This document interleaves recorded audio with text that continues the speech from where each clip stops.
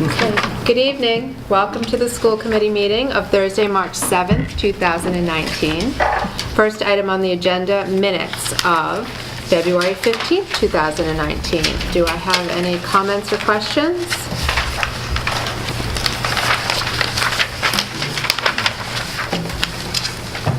No? All right, I'm going to make a motion to approve the minutes of Friday, February 15th, 2019. Do I have a second?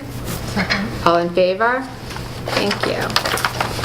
Okay, next set are the executive session minutes of Thursday, February 7th, 2019. We can't discuss any details of these minutes, so does anyone want them held to discuss an executive session? Okay, so I'm going to make a motion to approve but not release the minutes of February 7th, 2019. Do I have a second? Second. All in favor? Thank you. Okay, payments are going around. Okay, next item on the agenda, discussion and possible vote on fence advertising on the turf field and press box. Dr. Cabral?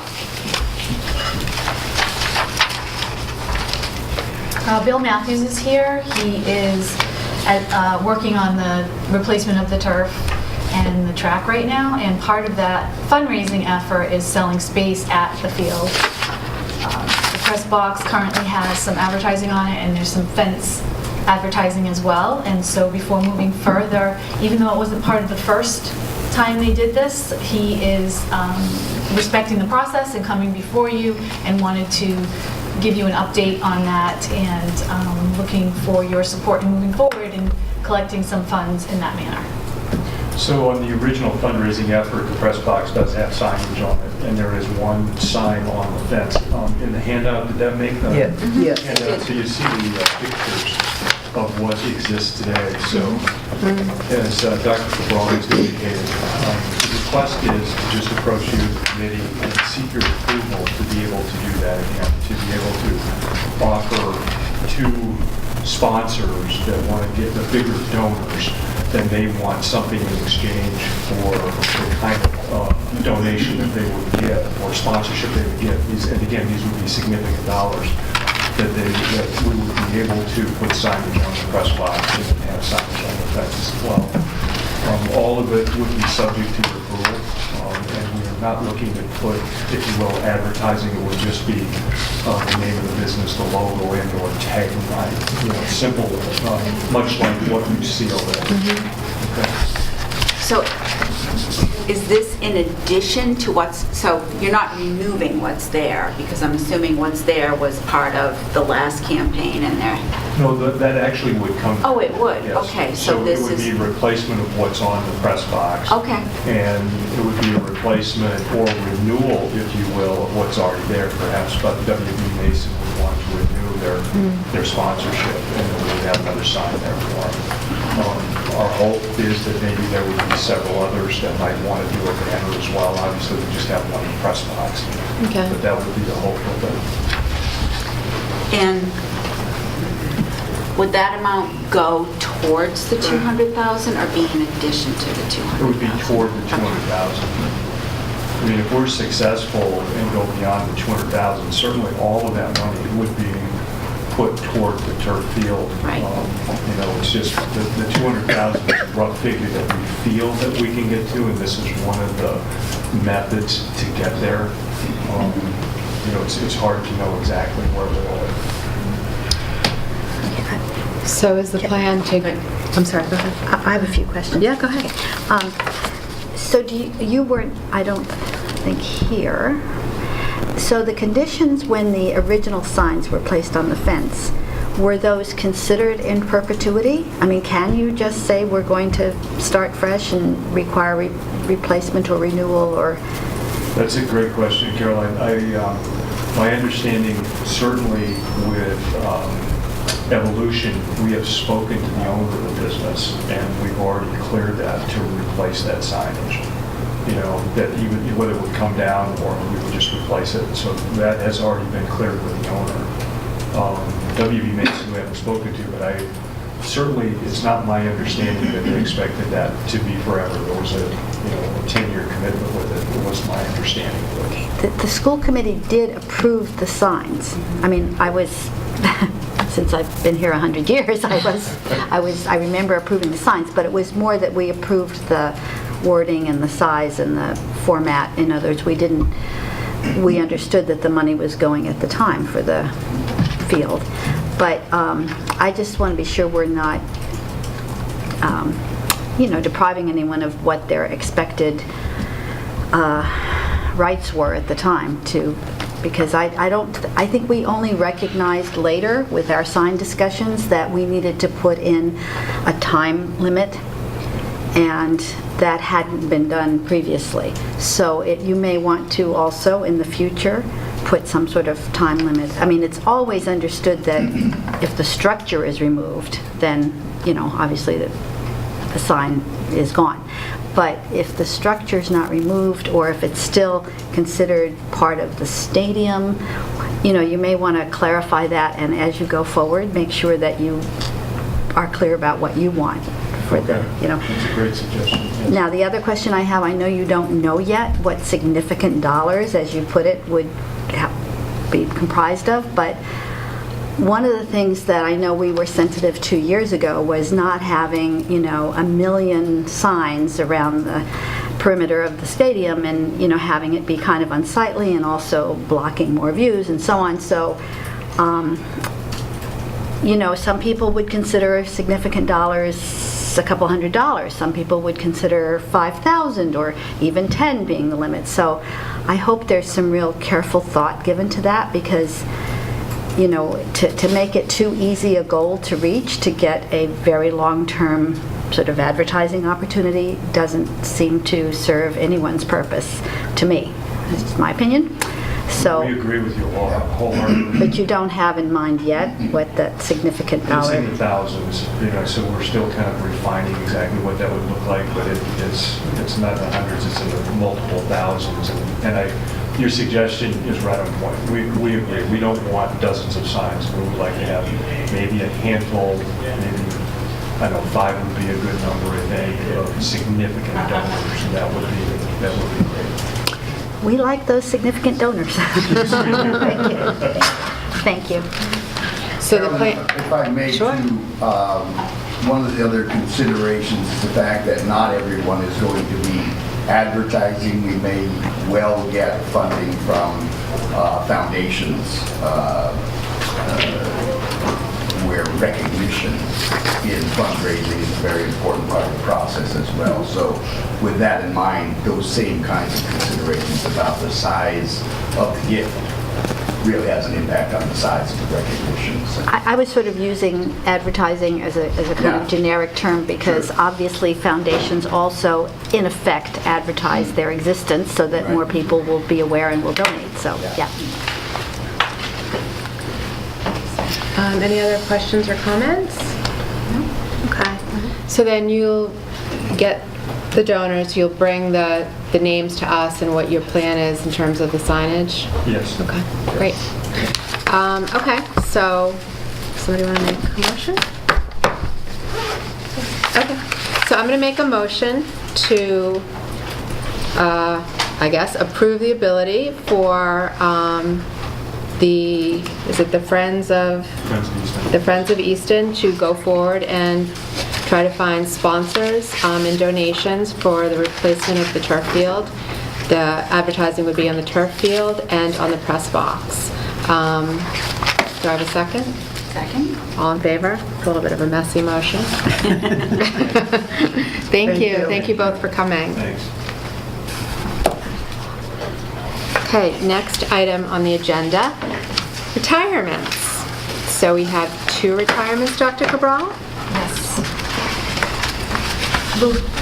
We typically do them one at a time. So, okay, so the first one is English teacher from Oliver Ames High School, Susan Hedge. Susan began teaching in the Easton Public Schools in 1998 as an English teacher at Easton Junior High School. Excuse me, Easton Junior High School. In 2001, she transferred to Oliver Ames. She's been a mentor and advisor for many years. I know Caroline's going to speak about that, so I'll stop there and won't get in trouble. And I don't want to steal your thunder. And she's been in the district for 21 years. She intends to retire at the end of the year, and for reasons I know you're about to hear, she's another big loss for the Easton Public Schools. I am going to say something about Susan Hedge. She is one of those extremely talented, and I have to say in this case, and I'm very well aware of this, brilliant teachers that we have managed to attract over the years. This is a person whose praises are sung frequently by parents and honestly by students, which is not that common.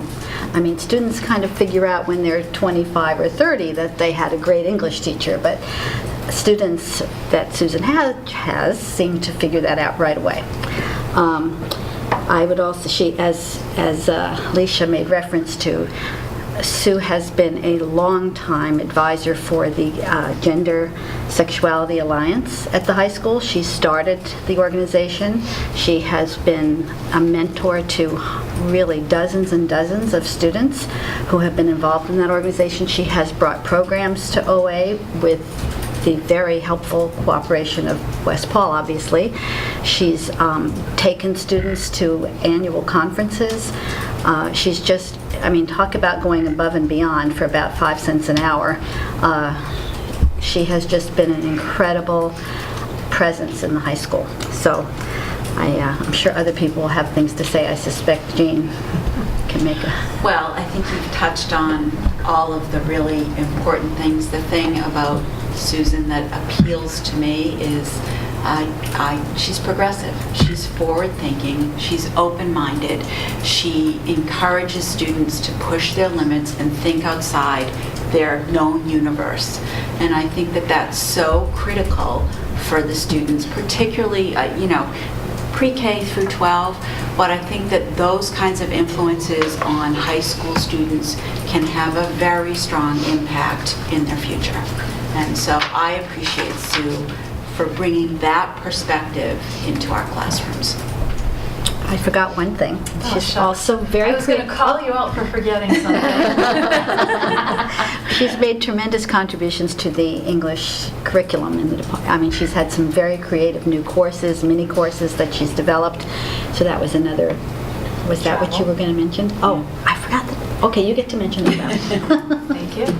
Our travel program for many, many years, a very successful, over 20 years, very successful program, really before her time. Now it's very common for high schools to offer that kind of opportunity, and so she has given students an opportunity to really travel the world and have authentic global perspectives and experiences that you can only get through that kind of initiative. And giving up her own personal vacations, and it's not always a vacation to be around the world with wonderful teenagers who we love, but you're very worried about them and you want to make sure things go well and you don't want anybody to get ill or anything like that. So her contributions to that are also very noteworthy. Hugely successful and really never any problems. I mean, just astoundingly evenly, implemented.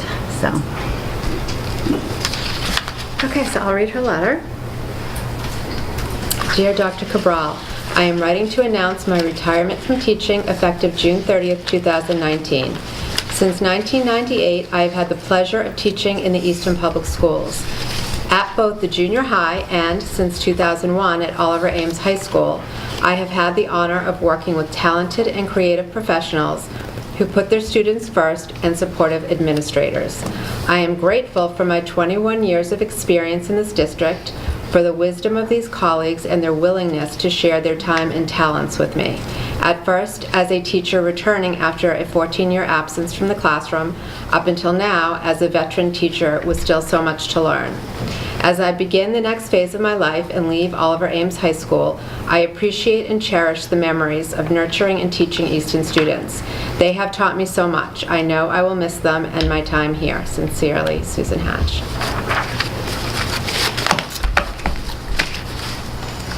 Caroline, you want to make a motion? No.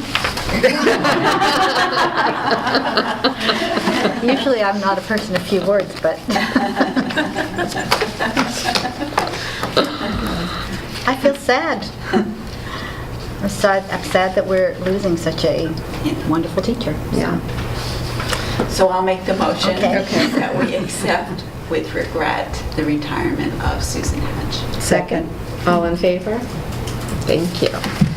Well, I'm sorry to say, but I have another to bring before you. Again, very experienced teacher. Grade 4 at Richardson Homestead, Michelle McFarland. Michelle started in 1987 as a special education teacher at Center School. She's taught grades 1 through 4 for the district at Center School, Easton Grammar School, H.H. Richardson when they were 2 different schools, and now at the Richardson Homestead School where she's a 4th grade teacher. She's been with the district for 32 years and she plans to retire in September of 2019. Anybody? Well, I'll this go. is, Read the letter first. Do you want to read the letter first? Sure, I'll read the letter. Dear Dr. Cabral, it has been my pleasure to work in Easton since 1987. I am fortunate to have spent the last 33 years of my 35-year teaching career with the Easton Public Schools. I appreciate the many opportunities that it has afforded me. I am especially grateful for both my colleagues and the many students that I have encountered along this journey. Please accept this letter as notification of my intent to retire on September 25th, 2019. Thank you, Michelle McFarland. So, what I can say about Michelle is she's one of those teachers who impacts not just the kids in her classroom, but children at large. And the reason I can say that is none of my kids ever had Michelle McFarland, but I know her. I know what kind of teacher she is. I know how she affects kids, and that's because as a parent in the community, you hear that kind of feedback from her, about her all the time. The other thing that I think Michelle has brought to us as an educator is her connection to the community. She doesn't just support the schools from within the classroom, she supports them outside of the classroom as well. And I think those contributions have been particularly helpful, and appreciated.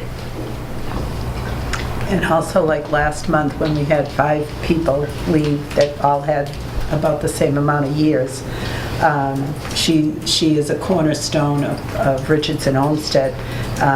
She works great with everybody, and she's also very involved with the EEA. She does the union list of members and stuff, and that's a big job. But she is a great teacher, and she's so calm and caring and everything. So between Susan and Michelle and then the 5 from last month, we're losing a lot of people that have been around a long time. So we're going to miss her. well, I was just going to say that Michelle McFarland's one of those teachers that you see at all of the other things that are going on in the schools, not necessarily related even to her school or her kids. As you alluded to, Jane, she's just she obviously takes a real interest in the entire district, and I think that's commendable. She's a partner teacher right now with Cindy Hall. They work very well together. I know that's going to be a big loss for Cindy. I can tell that she has a special education background because she has that calm demeanor that Nancy mentioned.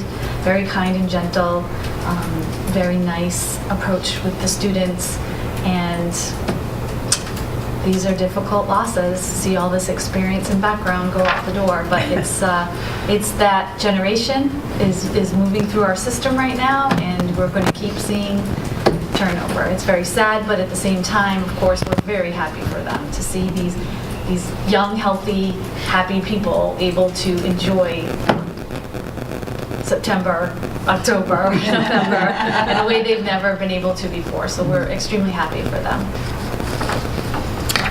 Okay, so I'm going to make a motion to accept with regret Michelle McFarland's retirement. Second. All in favor? Thank you. Go for it? Okay, so the next item is the fiscal year 20 budget presentation. Dr. Cabral? Yes.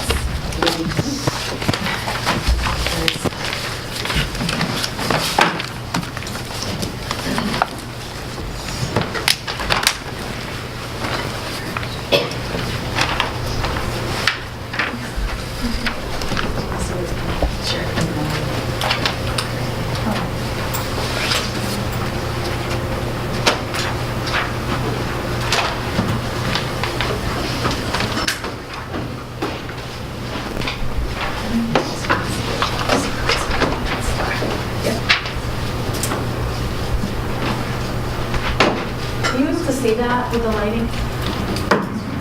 I have to thank my technical team here. We had serious technical difficulties, but we got a lot of hands on the job and we were able to pull it off. So here we go. I'd like to present the FY20 or fiscal year 20 budget proposal. It is a lot of information. It is extremely detailed because this is my past at presenting this to the school committee, and so it's very important that we discuss all of the reasoning behind it and a lot more detail than probably will be seen at other committees or even at the town meeting.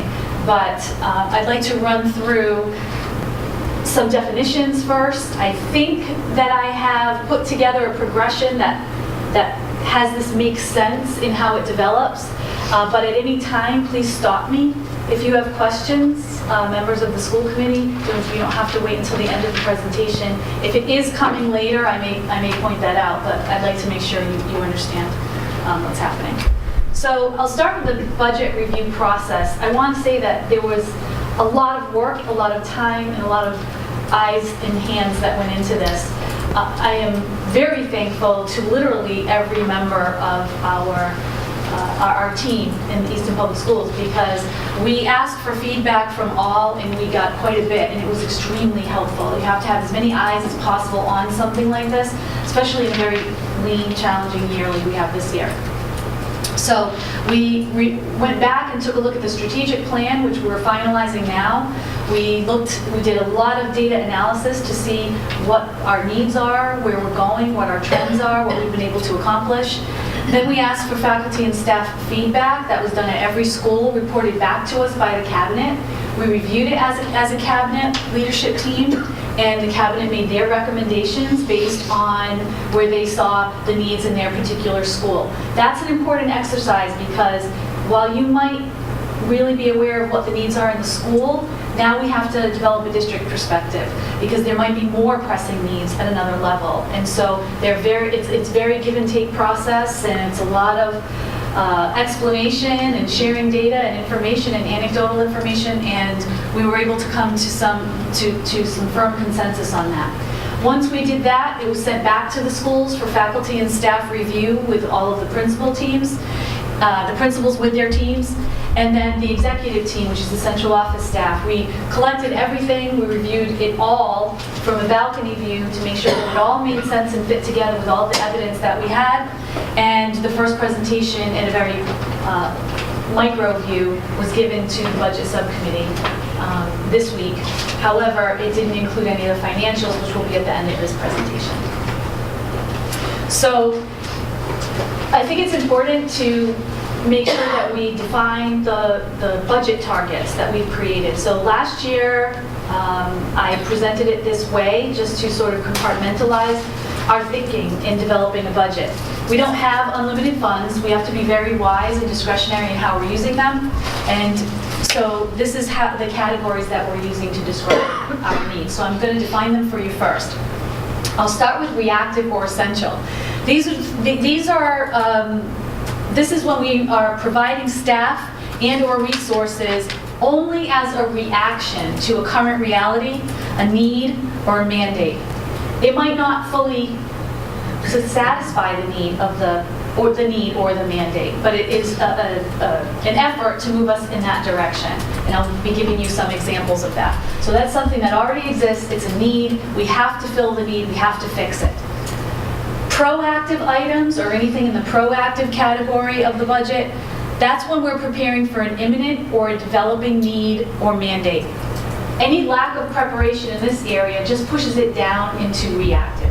So there are things that we know or have strong, reliable information that says that it's coming our way and we need to prepare for it.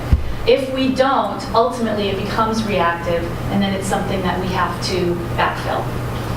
And strategic is when we are planning for challenging and evolving needs of the future, and for kids, for career and higher education when they leave school. It includes staff and or resources that students in peer communities already access. I want to clarify that one because last year that was the top of our scale. And we said that that was really our forward thinking in the district. It is, but I think it was a little bit misunderstood, so I'm trying to clarify this here.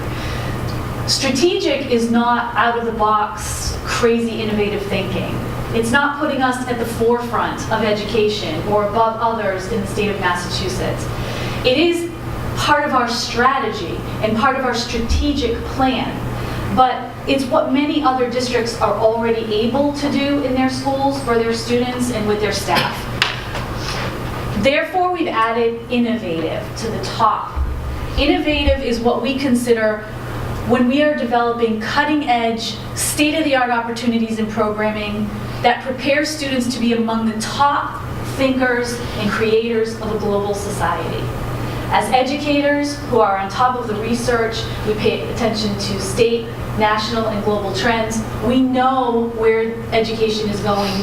We have developed ideas of where our kids are going to be in 2031. That's our target date because that's when our current kindergartners are going to be graduating from high school.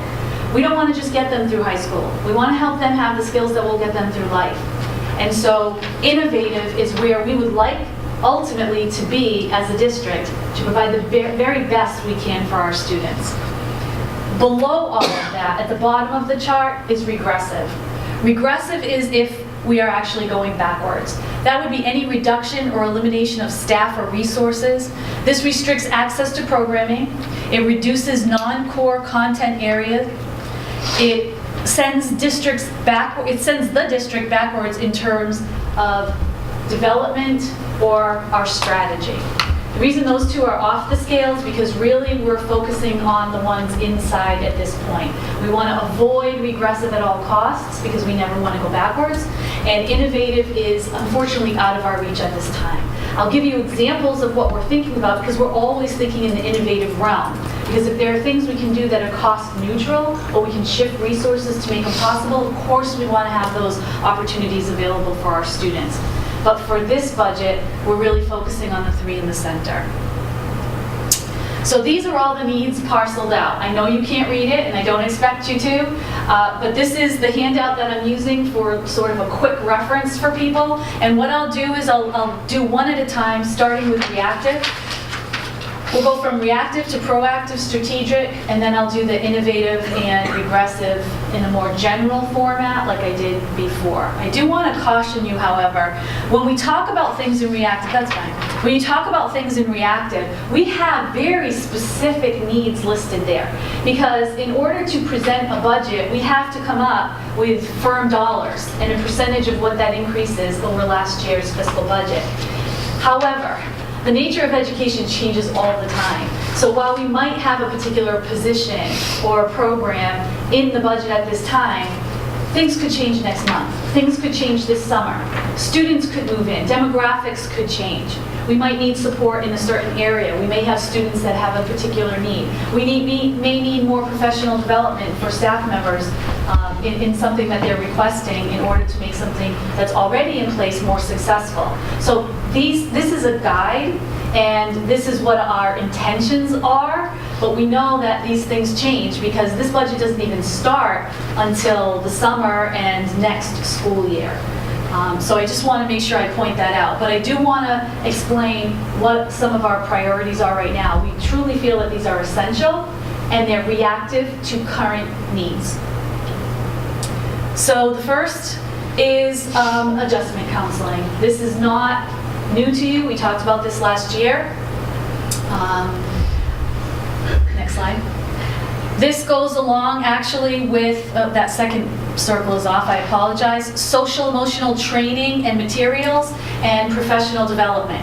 It goes along with adjustment counselor. We talked about some challenges we have with mental health and trauma backgrounds in the district for students and how we're trying to serve them in the district. So these challenges represent updated statistics for you this year. Our challenges have only continued, and so we're looking to have the professional development to support staff, but also the adjustment counselor, again, reactive, not to provide proactive therapeutic services to students, but reactive when a student's already having difficulty in showing problems in school. So right now, 11% of all students on IEPs in the district qualify for emotional disability. So that's 76 students right now. 28% of the students who are outplaced, or we have determined, a professional team in the district has determined that we do not have the capacity to educate that child properly. And so we educate them out of district. It's extremely expensive. However, we need to make sure that the student has the education that best serves their purposes. So 21 students are outplaced because of emotional disabilities. Requests for tutoring are primarily because of psychiatric hospitalizations or confinement to the home based on a significant anxiety or depression presence. In 2016-17, we had 35 such requests. In 17-18, we had 65 such requests. And as of February, we've had 33. So we're actually on an unfortunate target this year to meet the number in 17-18. So obviously concerning, and 19 students are either homeless, in shelters through DCF, or in the foster care system. These create challenges for these students. They require additional support. As you can imagine, many of them have trauma histories or have moved a great deal in their education and have disjointed educational experiences. And not only do they require extra support, that obviously has a financial cost to it. And so that's why it is part of the budget presentation. Next is EL, or English Language Teacher. Again, I won't show you the statistics on this only because I've literally shown it for several years now. We're slowly trying to increase the support we have for our English language learners in the district. Easton is slowly increasing the numbers of people who are coming into Easton not speaking English at all, or within one of the levels of English acquisition. And so we currently do not meet the guidelines of service for those students. What we'd like to do is add a 1.0 teacher, but you'll see that we actually reduced that because we weren't able to come up with a budget that we thought was able to meet the deficit that currently exists in the town. Elementary science program. Here, I'm looking at grade 10, but of course we put a lot of effort into the science at the high school. You can see here in yellow is Easton, way on the right is the state. I'm giving you this for comparison purposes. On the left is the ELA, number of students that are proficient and advanced at MCAS, and on the right is math, advanced and proficient in MCAS. Comparatively, here's where we are with science. Now, there's a couple of contributors to this. First of all, our students take the MCAS in 9th grade, which is the physics test. Many other schools take it in 10th grade, which is the biology test, so sometimes it's not apples to apples comparison. However, we still feel like we can help our students to do better. We've focused a lot of attention and energy in the last couple of years on lowering the class sizes, particularly in our science classes at the high school, most notably in honors or AP classes. We've been successful in that, and so the next step is to reactively go down to the elementary level. We have curriculum that was released in 2016, the Massachusetts Science and Technology Engineering Curriculum Frameworks, and so we're slowly moving our curriculum over to the new frameworks. That requires professional development for teachers who, our elementary teachers are really tasked with being masters of many different content areas. And so we want to provide not only program professional development, but also content professional development in the sciences. Some of the new standards, for example, require some earth and space standards that many of the teachers haven't taught before. So even up into the middle school, we're trying to provide professional development that makes them feel comfortable in what they're presenting. There is currently a science curriculum committee led by the assistant superintendent, Chrissy Pruitt, and they are working on interviewing publishing companies who are coming and doing presentations on science curriculum programs. Hopefully they will have one by the end of this year, and then they will make a proposal for a science curriculum program for us. Mitigating facility failures and program non-compliance. Again, we have been discussing this for several years. This is particularly true in our K-2 schools, but we also have seen several repairs coming from Richardson Homestead. It's now 22 years old. Some of the useful life on some parts of the building are now expiring. For example, we have a roof project that we are bringing forward to the town as part of our capital request, because we're into the 22nd year of a roof, part of a roof, the rubber part of the roof that's expected to last 20 years. In addition to that, though, you can see there are a lot of things going on at the elementary schools. There are many abatements that need to take place. We're repurposing so many spaces, offices that are happening or positioned in classrooms, services for students that are either in the back of the library, copy machines in the hallway. It creates some secondary issues that you don't always think about, like some air quality issues. It creates issues with emergencies when those buildings were built in the 1950s and they do have asbestos in them. That's one area where you will not be reactive with. We firmly put facilities needs in the reactive, even if they're proactive, because we're so serious about anything to do with asbestos in the elementary schools. So if we find that something is about to wear down, while that technically would be considered proactive, we feel very strongly that that's not something that we are willing to risk. And so we do all of those in our reactive budget. And they're extremely costly at the 3 elementary schools. Anytime there is any sort of emergency that at another school might not be as big of a deal, like a burst pipe or some flooding, a faucet breaks in the middle of the night, things that would happen in your own home.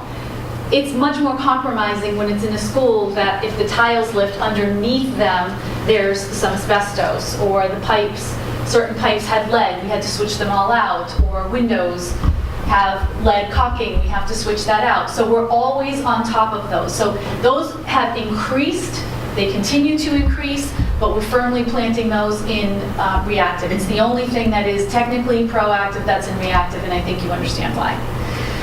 Also, I want to point out that we have a potential MSBA building project on the horizon. If it is able to satisfy the needs of all 3 of our elementary schools, which are in similar disrepair, it will help us take care of all of these current issues.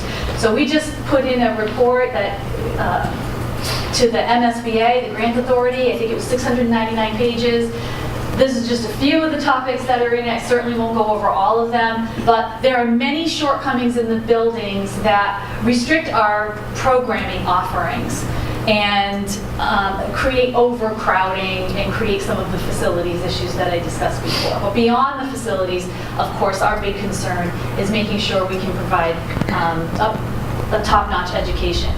Fortunately, we are blessed with a phenomenal staff at all 3 of our schools and leaders, and what we're trying to do is elevate the physical facilities to the outstanding level of education that the children are already receiving in those facilities. We want to make an environment that is more welcoming, that is easier for teachers to do and dream about the things that they want to do. We have some shortcomings that make it more difficult for them to accomplish some of the things that they're trying to do, and the new building would certainly solve a lot of those issues. If anybody would like to read that report in its entirety, it is on the project website at Easton, eesproject.com. Next slide. If we do not get the building project, then the estimated repair for all 3 buildings is over $86 million.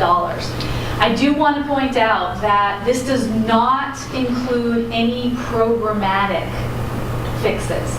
So it doesn't take the office out of the closet. It doesn't allow you to have art at the same time gym is going on because they're not sharing the same room. It allows you to have gym in a safer environment and not any time around lunch, because the tables are in there for the lunch period, because it also serves as the cafeteria. So it will open up some opportunities. This doesn't do that. This simply takes the asbestos out of the building, brings us up to ADA compliance as well as other codes, takes the foundational cracks out of the walls, those kinds of things. And then finally, in the Reactive Essential, reading. So we have some reading deficiencies in the district right now. The Children's Reading Foundation encourages school districts and communities to adopt a 90% reading goal. That means that by the end of 3rd grade, the goal should be that 90% of your 3rd graders are reading at grade level or 3rd grade level. Currently, as of January, not the end of the school year, 43% of our students in grade 3 were reading below the grade level, according to the benchmark assessment system, or the BAS, as we call it. This is not the result of kids gone wrong or teachers not doing their jobs. This is more of a societal issue that we're now trying to reactively respond to. So as a society, just if you reflect for a moment, there just isn't opportunity for children to read or be exposed to words or letters as often as they have in the past. This technological society we're in now has a great deal of benefits, but with it also comes some, again, secondary issues that you don't think of right away.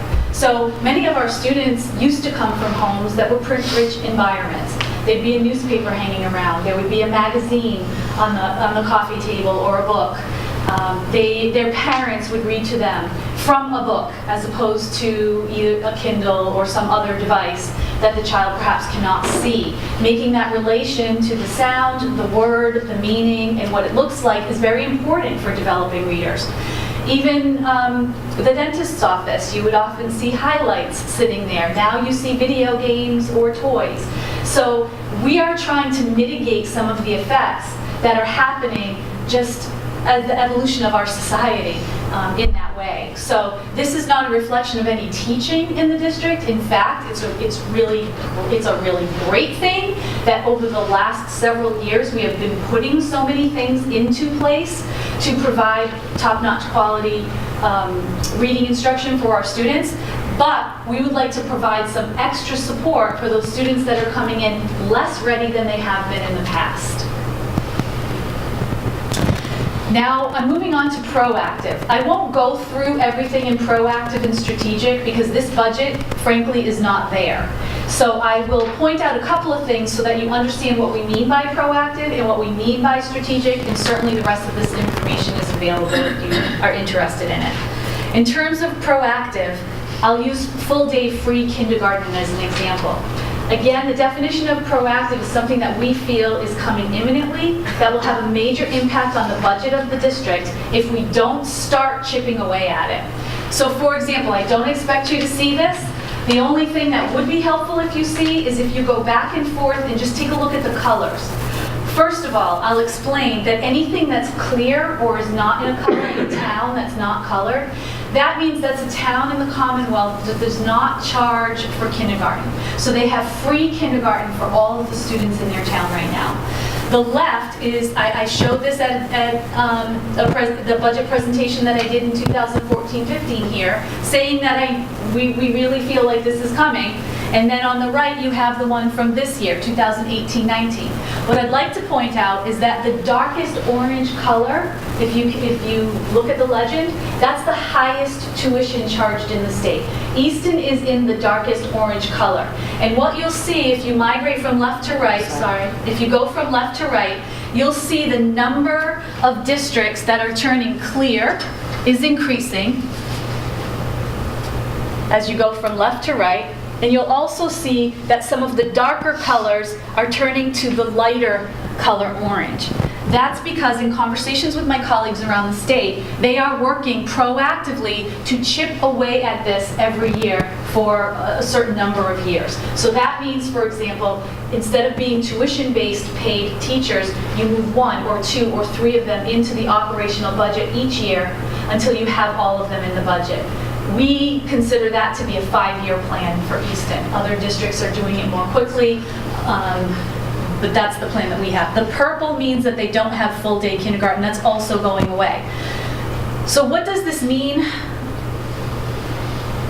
Easton kindergartners, we did a comparison based on like districts. And what we mean by like districts, we didn't want to choose the districts ourselves. So there were a couple of things that have been done in the district. First of all, there was an operational audit in the town. So we took all of the towns that the operational auditors used and we put them up for comparison. We then took all of the communities that have been identified in DART.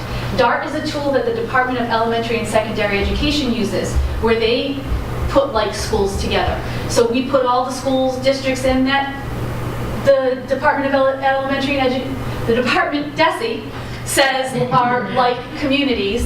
And then finally, we added a couple of communities like Foxborough and Norton and Sharon that were neighbors that were also similar to us. So we did it geographically by DART and by the audit. When we do that, you see that Easton is all the way on the left in the number of students who are kindergarten age in our community that are attending kindergarten in our public schools. So all of the ones to the right you see are 100%. That's because they all have free kindergarten right now. Walpole, for example, is working toward free kindergarten. They reduced their tuition this year and they anticipate doing that for the next few years so that they'll be full free day kindergarten as well.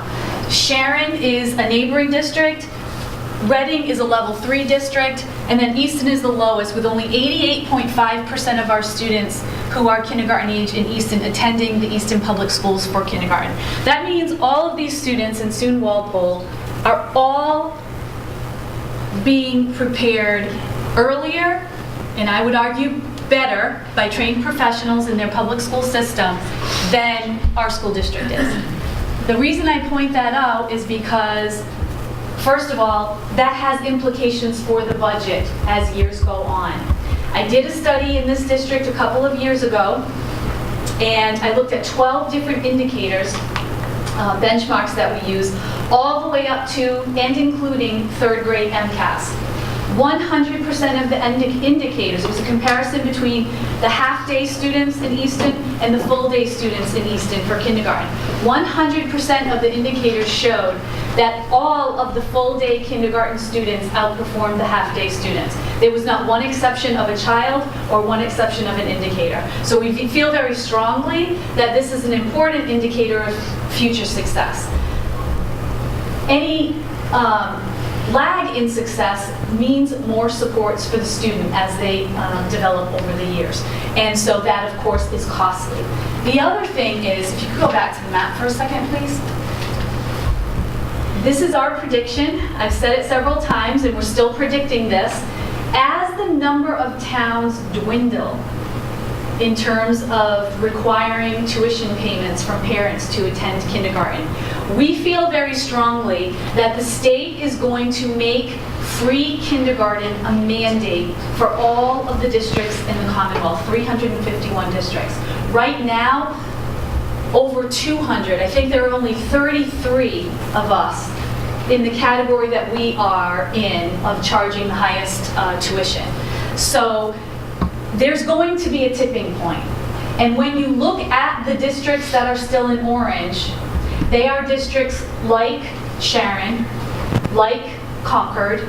They're districts that we feel the state will ultimately say, you can afford as a town to pay the extra cost of per pupil expenditure to send your children to free day kindergarten. It will now become compulsory. Before now, that's not possible because they can't require a large city that just doesn't have the financial resource to fund their education to do that. The town would go bankrupt. Now, there may be disagreement of whether Easton can or cannot afford it. That is not relevant to this scenario. In this scenario, we predict that there will be a point where the state will look at the remaining towns and say, this is now a mandate. We suspect, or we have projected, depending on what it is, because it gets more expensive every year, we have projected that will be a 1-year cost incurred of $700,000 to $800,000, which is why we feel a proactive step would be adding $140,000 to the budget a year for the next 5 years. That's an example of something proactive that we recommend that we do for the future, for not only the educational needs of the students, but also for the fiscal responsibility of the budget, that could become reactive quite soon. And then I'll give you an example of strategic as well. Career technical education and internships. Again, this would be a multi-year plan. There are a lot of opportunities for students that we are unable to offer in our district right now because we don't have the staff, resources, or training in order to add it to our programming. Now, career and technical education is wonderful. It is my roots, frankly. I started as a teacher at a vocational school. My son graduated very successfully from a vocational school and now attends Wentworth and is a successful college student. We support this programming. It can be part of traditional high schools. For example, there is no reason that a comprehensive high school cannot offer a computer science program for students, a very robust computer science program that better prepares them to follow that as a career goal when they go into college. We have computer science at the school. However, it's a very small population of students that can take it because we only have one teacher right now, and they were only added in the last few years. So as an example, how does this have budget implications? Well, first of all, it's something that we would strategically add not only because we know those are skills and competencies that our students need to be future ready, but also because if you take a look at our local vocational school, so Southeastern Vocational, you may not be able to see it, but in the last 5 years, our enrollment has increased, or students who live in Easton attending Southeastern Vocational has gone from 48 students to 55 to 64 to 75 to 84. Now, that isn't to say that those students didn't choose to go to that school for a very good reason. It's a wonderful school and it offers an excellent education. However, I am confident that some of those students could have been educated just as well with career tech pathways at the Easton Public Schools at Oliver Ames. This has budget implications in the sense that last year, the Easton Public Schools had a 3.45% operational increase, but because of the number of students that migrated over to Southeastern Vocational, they had a 15% increase from the taxpayers of Easton. So if we were able to keep these students in our school, not only am I confident in education, of course, that they would get at Oliver Ames, and being able to open new opportunities for all of our students, but we would be able to benefit from the cost per pupil that would remain in the district as opposed to going to other districts. That's an example of a strategic plan to offer better programming to students and financial strategic programming of how to bring dollars back into the district. Then we have innovative and regressive. I won't give you specific examples of these because of what I said prior, but what do those mean exactly? I'll break them down. Regressive would result in the following things: staff layoffs, decreased services, increased class sizes and fees, a lack of technology, a stagnation of programming and curriculum, lower achievement overall, increased student, staff, and facility needs, and ultimately a decrease in quality applicants. And that just creates a cyclical effect. When you have a decrease in quality applicants, you have a decrease in quality teaching. We have phenomenal educators in this district right now. We want to maintain that level of excellence and attract quality candidates. Innovative would include things like using the facilities and outdoors as learning tools, having advanced partnerships with state and national organizations, true global competency, not being part of a service learning chip even, which we think is wonderful, but actually developing a global competency. Transformative education instead of just migrating education to different pedagogies. Higher education and workforce opportunities for all students. And a lot of these things are for all students, not a select few who can afford the opportunities, and not for some that perhaps test into something. So this expands opportunities for all children. Collaboration and advances in pedagogy, or how instructors teach, for example, incorporating artificial intelligence in virtual reality. Students as architects of their own learning, being invested in taking ownership in how that is created. free pre-K, which also is in the national conversation. So again, part of our reasoning for why we think kindergarten is going to become compulsory is because at the national level, they're already talking about increasing pre-K opportunities for students. Real world experiences outside of school, flexible scheduling that allows for things like that, and staff externships and personalized professional development just for their specific needs, and having the same opportunities that we're providing to our students globally, out in the workplace, at places of higher education, and frankly sharing their expertise with others outside of the district. So now we're going to start talking dollars. And before I talk about that, I'm going to just stop for a second and make sure that from the philosophical standpoint and the framing of the budget, that there aren't any questions before we go on. So I've got a couple of questions, some philosophical, some just kind of clarification. So the first thing I asked is, when you're talking about the ELL teacher, and maybe you'll get to that, and you talked about wanting 1, but we're going to do 0.5, and that we don't meet guidelines right now. Will the 0.5 get us to the point where we're meeting guidelines or not? No. Okay, that's my first question. I didn't think so, but I thought I'd ask.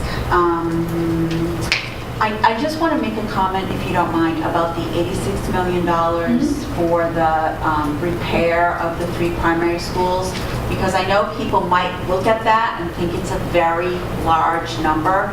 I need to be very clear that it's a carefully thought out number, and it assumes some things.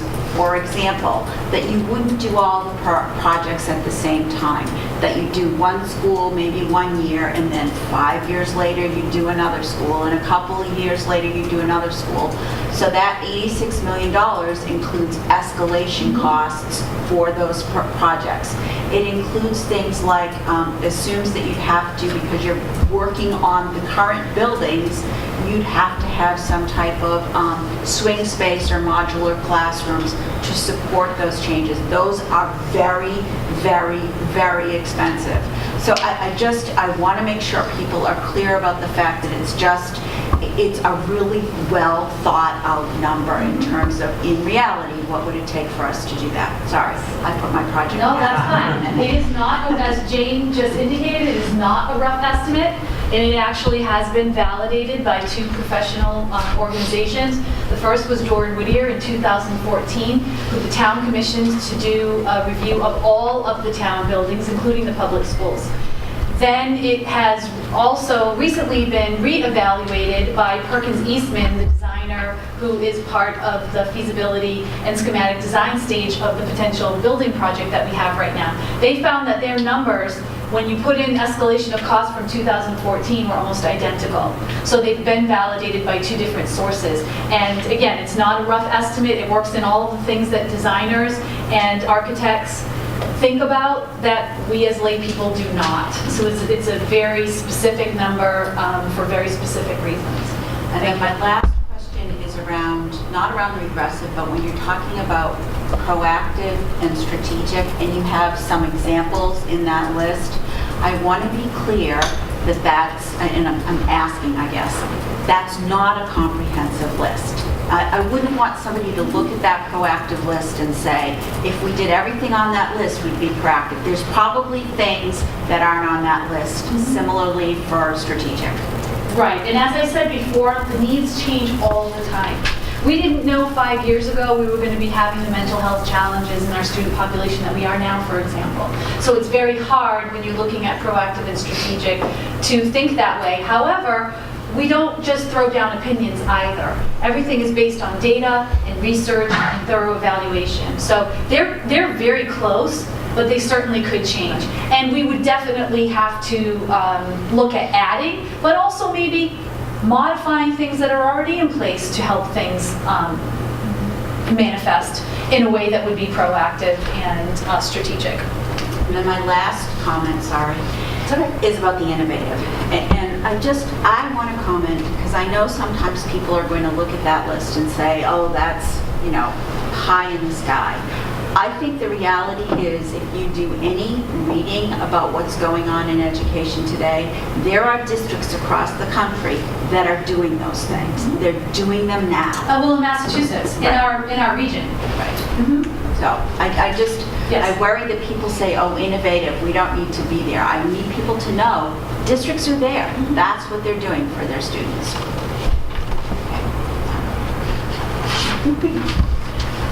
I hope this is not interpreted incorrectly. I agree that we have extremely capable teachers that are extremely dedicated to our students. I'm not sure I would use the term top-notch in terms of the education we're able to provide students. However hard our wonderful teachers work, when they're in an environment that have multiple conditions that are not conducive to learning, we're not providing a top-notch, at least that's the term you keep using, education. Again, I'm not faulting our very capable teachers. I'm faulting our aging, deteriorating buildings that in some cases have really uninhabitable spaces. That also what we're learning from this school project, the process of kind of evaluating all of our options, is that schools themselves in this century are part of the learning, part of the resources that are available to students for learning. So that the spaces, the furniture, the technology, all of those things are resources for our students, resources that the teachers can't on their own provide. So I think that we keep talking about providing this wonderful education, and people say, well, then why do you need new buildings for your younger learners? Because I don't think we really are providing the education that our learners deserve, however hard our teachers may be working and however capable they may be. We are providing a top-notch reactive education right now, where educators are restricted in what they can do, not by capacity and not by competence, but like you said, by the facilities, by the resources, by the opportunities we're able to provide to them, by the time we're able to provide for them. Time is the biggest enemy of all of us in education. We would like to provide a lot more time for them to do the very amazing work that they do every day. But that's for this year. And again, we have to keep in mind, we're looking to 2031 and beyond. It's going to change very rapidly between now and then. So I've been in education for just about 30 years. And I've said frequently, the first 15, maybe 20, it was relatively static. There were lots of developments. I went from the Apple to the Apple IIe. My floppy disk changed to a harder one. It wasn't that big of an adjustment. I used everything the same way. But in the last 10 to 15 years, there's just been a revolution with the internet. It's like nothing we really have ever experienced before in modern education. And so what we're doing now is really good. We are offering a very good education for our students, but for 2019. And we have to make sure we stay ahead of trends before everything we're doing becomes reactive. But when I think about what our educators could do if we could provide them more time and more resources with the talents that I witness every day in our classrooms, and with the imagination and the creativity and the resourcefulness that they have, we would be beyond innovative. So innovative is not outside of our reach in terms of planning, development, or implementation. We have the capacity in the district for that now. We just don't have the resources for it. Okay? Well, I would go a lot further. I would say that we are limited even in our offerings today. I mean, compared to many other districts, things like world language in younger years. Also, other languages besides the traditional, Spanish, French, etc. Things like Arabic and German and so on. Many, many other districts are offering, and this has nothing to do with the capabilities of our teachers. This has to do with things that we don't provide our students. And those things you mentioned, by the way, are in the extended lists of proactive and strategic. If anyone is interested in those, you can take a look at those. Any other questions? Okay, so now we will get into the numbers. So what does all of that mean and how do you boil it down? Some are harder to quantify than others, but we've really done our best because we need to do that in order to develop a budget. I'll start with the savings, the revenues that we've been able to generate, and the cost avoidance just over the last couple of years.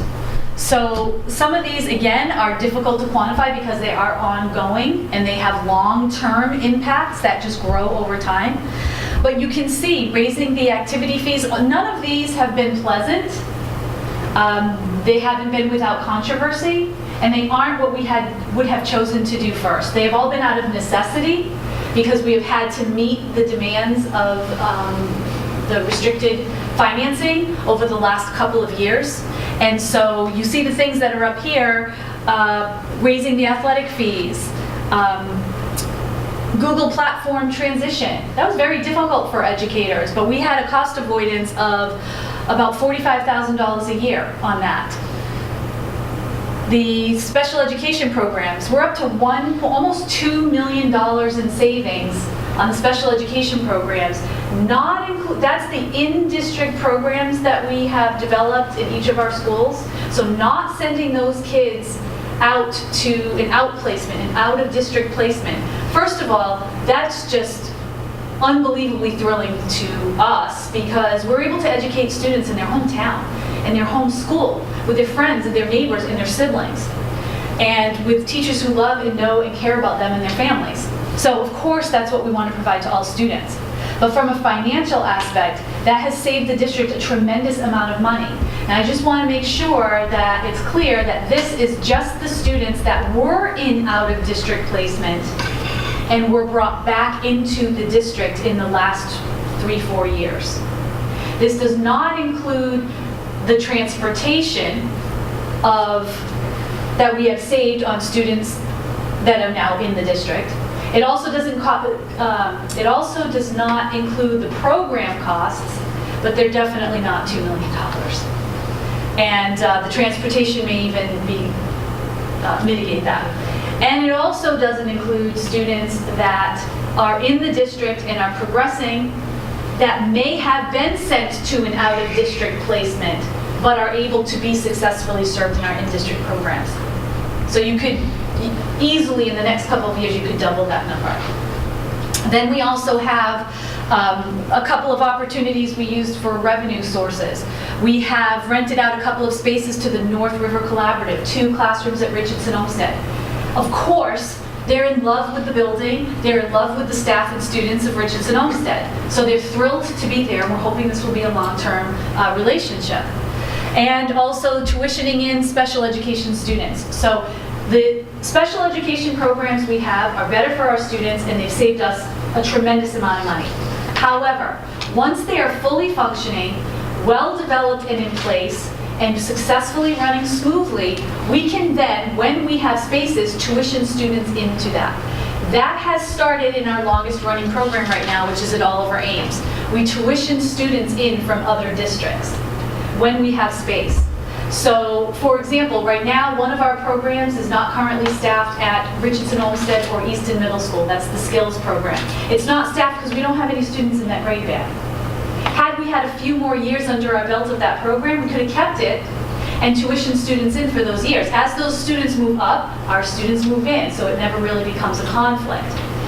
So that's what we're hoping for the future. So developing those programs helped to mitigate the expenses that we had, but also are now starting to become fruitful as a revenue source as well. In-district special education transportation, we outsourced last year. Food service, we outsourced. Again, very difficult decisions, not because they weren't working properly, but because we had to look at ways to cut expenses in the current fiscal climate. Solar panels on the schools and online subscriptions and assessment. We've added a director of instructional technology who just in online subscriptions has already earned more than her salary for the district in how we've been able to streamline those, cut out repetitions, cut out any licenses that weren't being used. And because they're licenses and subscriptions, that's a yearly savings every year. Now that's been done in special education. Now we're moving on to the entire rest of the district, so we're expecting to see a lot more savings in that area as well. in addition to the service that this person provides as a technology coach for staff. Now let's take a look at the level budget. So we're calling this the level service budget. This is taking the fiscal year budget from 2019, adding staff rollover, taking into account any retirements or changes, so we already worked in those savings there. This means any of the contractual increases, any of the step increases, lane increases of staff in the district. This is the expense of that. Maintenance, we had a figure there because, again, we're trying to plan for those proactive problems at our facilities in a reactive way. However, we've moved what we put there into the revolving account. So now we're spending down all of our revolving accounts as well, which ultimately becomes problematic if you have emergencies or large-scale issues, but we had to take it out of the budget to keep it reasonable. Legal fees and transportation, those are contracts. So we have contractual increases in transportation each year, and of course things like legal expenses as well. And then out-of-district tuition. Despite the fact we have these programs, out-of-district tuitions are increasing. So there is no current stopgap in place that keeps a school from changing tuition mid-year and sending a letter and letting you know that that's happened. Students already successfully placed there, they're making gains, and they're telling you that the tuition is changing after the budget is done for the year and after you've already line itemed everything that you are going to use as your expenditures for the year. That's been extremely problematic, so we have to add additional funds into that. I can't even imagine what that number would be if we didn't have our programs in place. So this is with the programs in place. So that's just that, which we're considering sort of non-discretionary spending. There really aren't many choices to make in that. We have to obviously satisfy all of our contractual obligations, and we're also bound by law and frankly ethics to make sure that our special education students are educated properly. So just doing that is an increase of 3.03% to last year's budget. Now, again, a guideline we've been trying to use is 2.75 as an increase. So before we do anything, we have a 3.03 increase. Now, this really, we're not going to have to read these in depth for all of them, but I will for Reactive for the same reason I went over Reactive with you, because on the notes it shows some of those decisions, Jane, that you referenced earlier. So, for example, a reading specialist at the high school. This is to catch those kids that are still having difficulty, whether they have learning disabilities or whether they are one of the English learners that we're getting that are having a problem reading, either in English and even in their own language. So we recommended one. We cut that down, so we made this list, and then I'm just going to simultaneously tell you what we put and then what we ended up cutting down in order to try to make the budget work. We cut that down to a part-time interventionist at the high school. Then we had an EL teacher, and this is what I referenced earlier, a 1.0, which frankly still would not bring us to the optimal service for students who are English language learners. We cut that to a 0.5. Then the adjustment counselor. So the three major priorities I told you about in the prior slides, the reading, the science, and the social emotional. We consider those priorities, and so the budget reflects that. So we had an adjustment counselor for grades 3 to 8. Right now, there is, in the TLC, the Therapeutic Learning Program, there's a person who's half-time, 1.0 means a full-time person, 0.5 means a half-time person, and then there are increments in between that.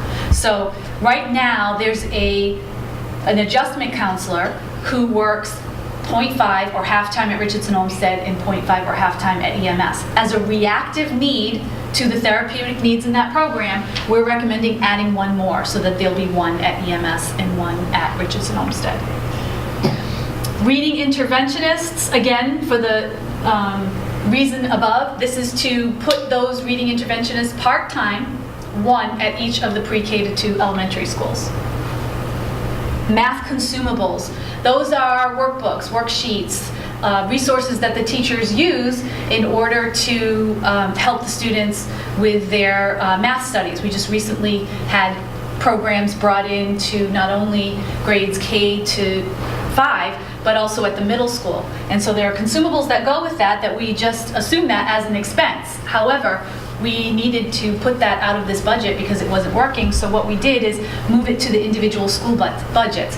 In essence, it's cutting the individual school budgets because what they normally would have spent it on, they now need to spend on the consumables.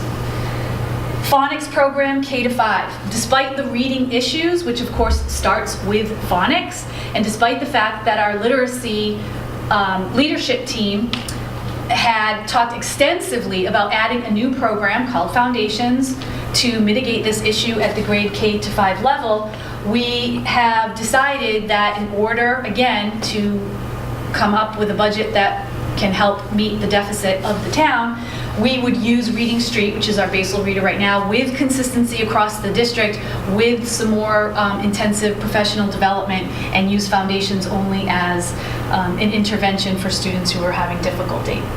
Mitigate the facility needs. It says reduced because that was more than 50,000, but we reduced it to 50,000. Social emotional training and materials, the reactive, because I didn't go through the list, but there's proactive social emotional materials to do therapeutic services before a child is having difficulty. We reduced that because we'll start at pre-K to 2 and hopefully be able to move it up in the future. And then professional development on areas that teachers have requested, such as differentiating instruction, balanced literacy, and curriculum. And again, we reduced that. So the first thing that we did was we came up with what we have culled from the leadership team, the staff, our data, our strategic plan. We put everything here, we put dollar amounts to them, and we realized it wasn't going to work, so we cut all those down. Then, it still was too much. So now we had to focus on the operational budget. Everything you see here is a cut to our current budget, which is why last year we were in reactive, and this year we're in a border between reactive and regressive. We're going backwards in some areas. Can you read the numbers at the bottom? I'm just the ones that you We're just not read. there yet. Okay, sorry. So, some of the things that we're cutting from the operational budget. Technology, $16,500 a year. What we're doing is we have a replacement. You may remember we had the first cut was that we had a procurement plan to add to our devices every year to get to a goal of at least 300 devices at each grade band. Not just for MCAS testing, but obviously for use in classrooms. We never have enough devices for the desire of our staff and students.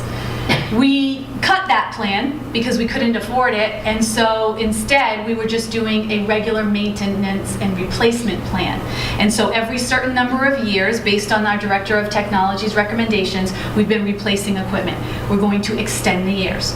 So instead of replacing a projector, and now I don't have the numbers in front of me, but instead of replacing a projector every 5 years, it gets replaced every 7 or 8 years.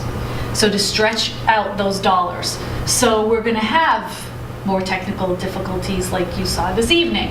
You're going to have printers replaced at longer intervals. Connections and parts. We try to have some connections between the schools and extra parts on hand so that we can do immediate fixes when there's a problem with technology, so that we can continue the education flawlessly. We're going to order those parts on demand. Grade 4 teacher. This evening, you read a retirement from a grade 4 teacher. That is going to have an effect on class sizes, obviously. We're not going to replace that position, or that's our recommendation. A grade 1 teacher. There was a kindergarten retirement last month. We're not going to replace that position, and that will move, it will be a grade 1 position that's lost. High school English teacher. Again, that was this evening. Mrs. Hedge's position. That will result in different class sizes at the high school. Grade 6 teacher at the middle school. We have we have one 6th grade position at the middle school. Was that last month? Or the month before, I think you had that retirement. That's a position we're not going to replace. It will have an impact on class sizes in 6th grade. Library assistants. There are assistants in both the middle school and the high school. We may need to eliminate these positions. In the elementary schools, K to 5, library and office clerks, there are days, in addition to their contractual work year, there are days at the beginning of the year and the end of the year, and sometimes in the summer if needed, for them to come in, help prepare the school, close down the library, get the library ready for students. We're going to reduce those extra days. Supplies at Oliver Ames and Easton Middle School have been cut by 10%. There is an overage at Oliver Ames. What that means is a teacher, in lieu of a preparatory period, teaches an additional class. It helps us keep class sizes down without hiring a whole new person, or to provide an offering. We're going to reduce that overage, and so that will affect class sizes. Same thing for Easton Middle School. There's a foreign language and reading. We will not, just like the community service, we're not eliminating those classes. What we're doing is changing the number of students in the classes. Community service, for example, is offered in the history department. So a history subject will have to absorb that effect. Driver. We have one remaining driver that does in-district special education runs. We're going to move that position into a vacant position at one of the elementary schools right now. Custodians.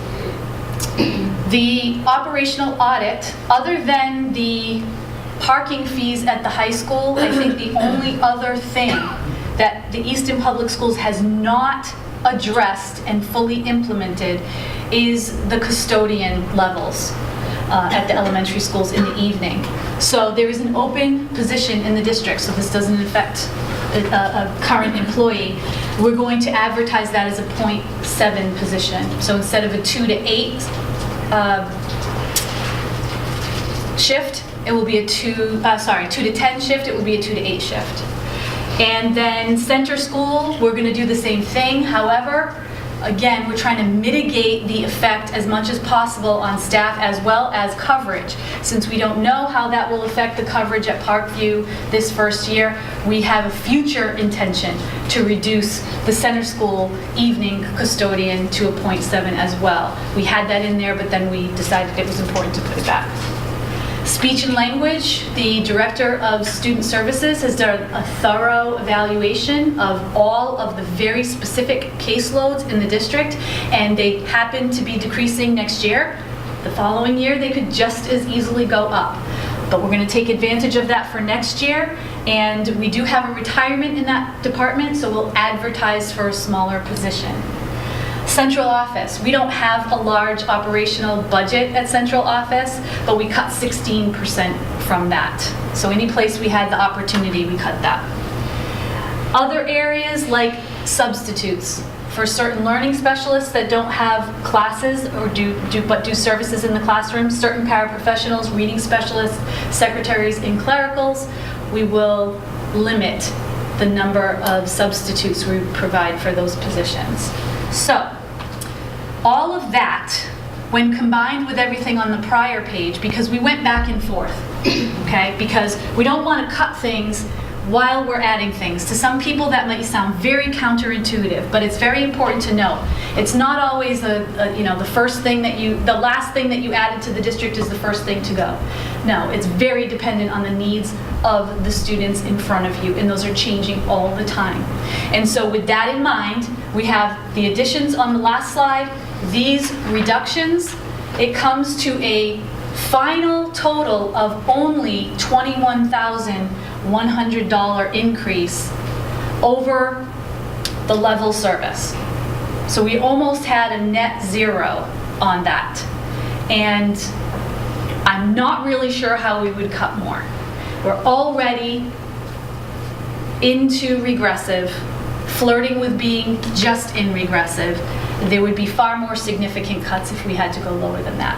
So again, it's the rollover from last year, those things that are sort of non-discretionary obligations, with a net increase of $21,100, which brings us to a 3.082 proposal for the town for our budget this year. Before I go on to what proactive and strategic would look like, Does anyone have any questions about this? Because this is what we're proposing to move forward with. So, I'm just gonna, I think I'm asking the obvious, but I thought you said that the town's target for us was 2.75. That was the goal. So, I don't know what discussions may have occurred at Budget Subcommittee, and I know we still need to go before the Joint Finance and Board of Selectmen. Are we concerned that there may be a possibility that the town could say, we just can't accommodate 3.82%? Yes, I'm very concerned. That 2.75% that we originally started discussions in the Budget Subcommittee still resulted in a deficit overall for the town's budget. So ideally, we would have come in below 2.75. However, you see, we tried to cut in as many areas as we possibly can. We're going to present this. I don't know if the school committee will ultimately vote for this. I don't know if the town will ultimately vote for this. And I want to clarify that when we reference town, we're not talking about a person or a department. They are working with the resources they have as well in a budget that they're also trying to balance. We're working with what is available from the town, from the taxpayers right now, and doing our due diligence and working together with all other departments of the town to bring a balanced budget to the taxpayers. And that's what we're trying to do right now.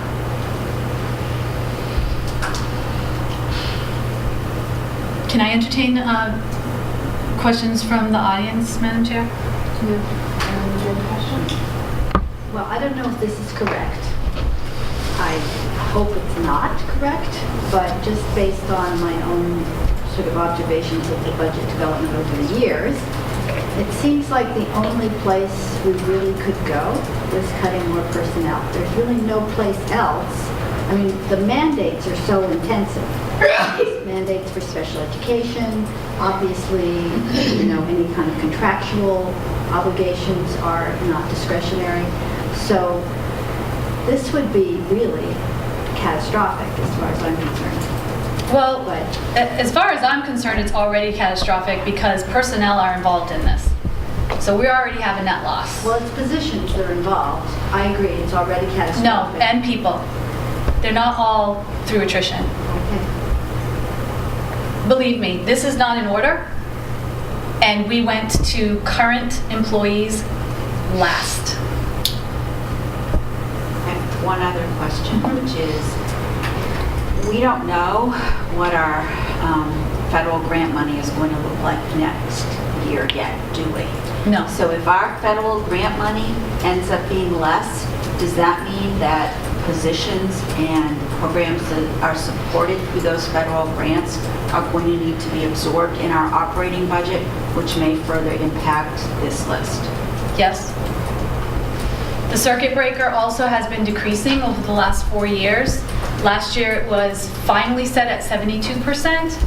This year they are throwing around the idea of circuit breaker being special education reimbursement at about 65%. It would be very, very difficult to endure a cut in circuit breaker this year.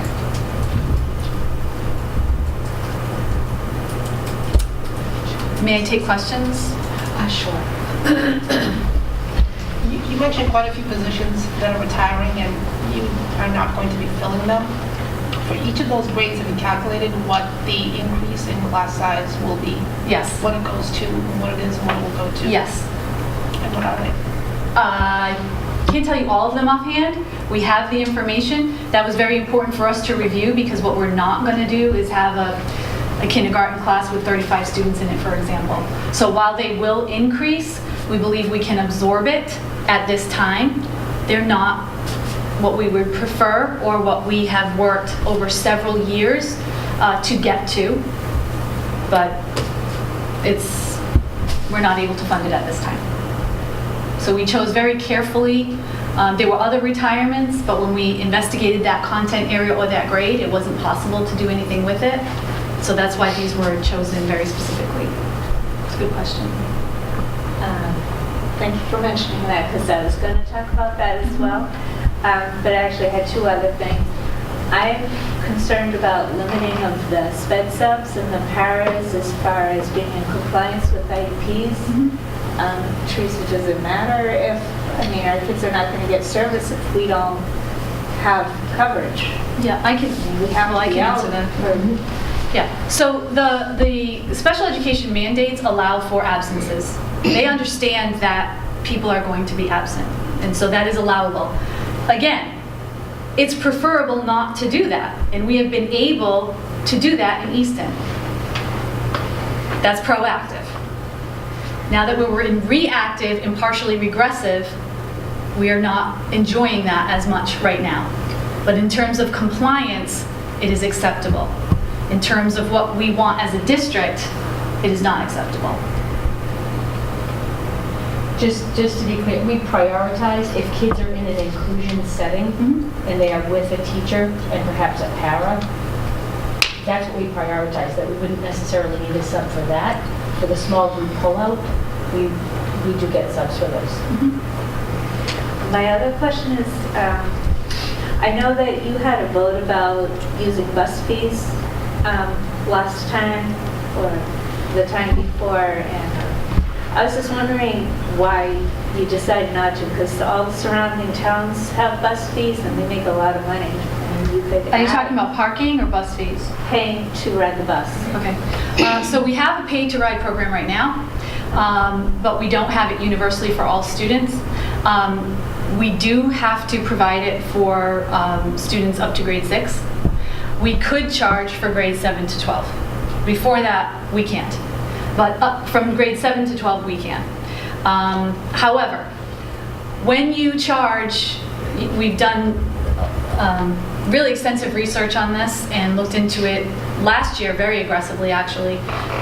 When you add charges to buses, you also need to add charges to parking. Otherwise, you just mitigate anything that you've earned. We've been talking about charging for parking for quite a while as well. Unfortunately, we don't have the facilities that allow us to have the same parking opportunities that other districts have. I've gone to the other districts and I've talked to the superintendents. We don't believe that the suggested revenue of $25,000 is actually going to come to fruition. For example, it sounds very simple to say $100 for 250 cars because there's 250 spaces. However, in the day-to-day business of schools, when you're there and you know things about high schools, like students don't all have their license in September. Students are gaining, they earn their license all the way through the year, and so it starts at the smallest possible number and grows over time, so you're not getting all that money in the beginning. The second is, a lot of our spaces are on dirt roads that it would be difficult to charge. We don't own that. It's part of the conservation land. We can't pave it. We already asked. That would be difficult to charge students for that and for paved spaces. Also, with the weather that we have, even when we move snow around, we lose several spaces to snow. If somebody's paying $100 for a space and it's not available for several weeks at a time, that would be extremely problematic. In addition, if you don't charge for the bus, or even if you do start charging for the bus, there are some students that always choose other modes of transportation because of that. So they may choose to carpool with one another. They may get dropped off. They may choose not to bring their car to school and take the bus, which is why you need to charge both simultaneously. So right now, we don't have the facilities or a plan in place in order to make that as successful as it can be, and we don't feel as though the projected revenue is going to be enough to even make that worthwhile. There are also other ancillary charges, like having someone check whether you have a placard in the window or a sticker or something like that. It's the expense of making those in the first place, and then patrolling that in the parking lot. Even if you work on the honor system, you're still using human resources to assign those, sign them out, give them to students all through the year as they earn them, replace ones that are lost, take back the ones from people who don't pay, graduate, so forth. So we looked at, I actually have more information on it, but the bottom line is that we don't feel like we have the facilities for it right now, and we're not confident that the revenue raised would make a difference in this case. Thank you for explaining. Sure. Any other questions? Okay. So if we take a look at the carryover, which means if we took the level budget, what we're calling the level budget, level services budget, and you add reactive to it, that's at the top, you add all the items that we have in our proactive list, it gives you a total addition of 6.324%. And then finally, the strategic, again, add all of the items we have in our strategic chart, and it would be a total increase of 9.433. So just, again, strategic includes the level services rolled over, everything in reactive, everything in proactive, everything strategic. You would never move forward to your strategic needs without addressing your reactive needs. So it includes all of that. So the final numbers, here's the money shot, literally and figuratively. If we were just to roll over what we're calling the level budget, it's 3.03%. Reactive, and in this case, it's actually a combination of reactive and regressive. It's 3.082%. That is what we're proposing to put forward to the town, which will still result in a town deficit. I need to be very clear of that. So it is possible that after I meet with all of my town department colleagues, including the town administrator, we may be asked to cut further. Proactive is a total of 6.324%, and strategic is a 9.4% increase. Just to put this in a little bit of perspective without going into too much of how we do business in the district, because that's a conversation even for a much longer meeting. We take a look at per pupil expenditure, again, something we've been talking about for a while. This is a metric that is very commonly used throughout the Commonwealth because you divide the total expenses by the number of students you have in your district, and you come to how much you are paying to educate each child in your district. Again, we use the same 17 towns from the prior slide for the previous reasons, and you can see where Easton is in relation to all of those towns. I'm very sorry that Marshfield, it is spelled incorrectly. I apologize for that. And you can see that we are just over $13,000 per student. The state average is over $15,000 per student, almost $16,000 per student.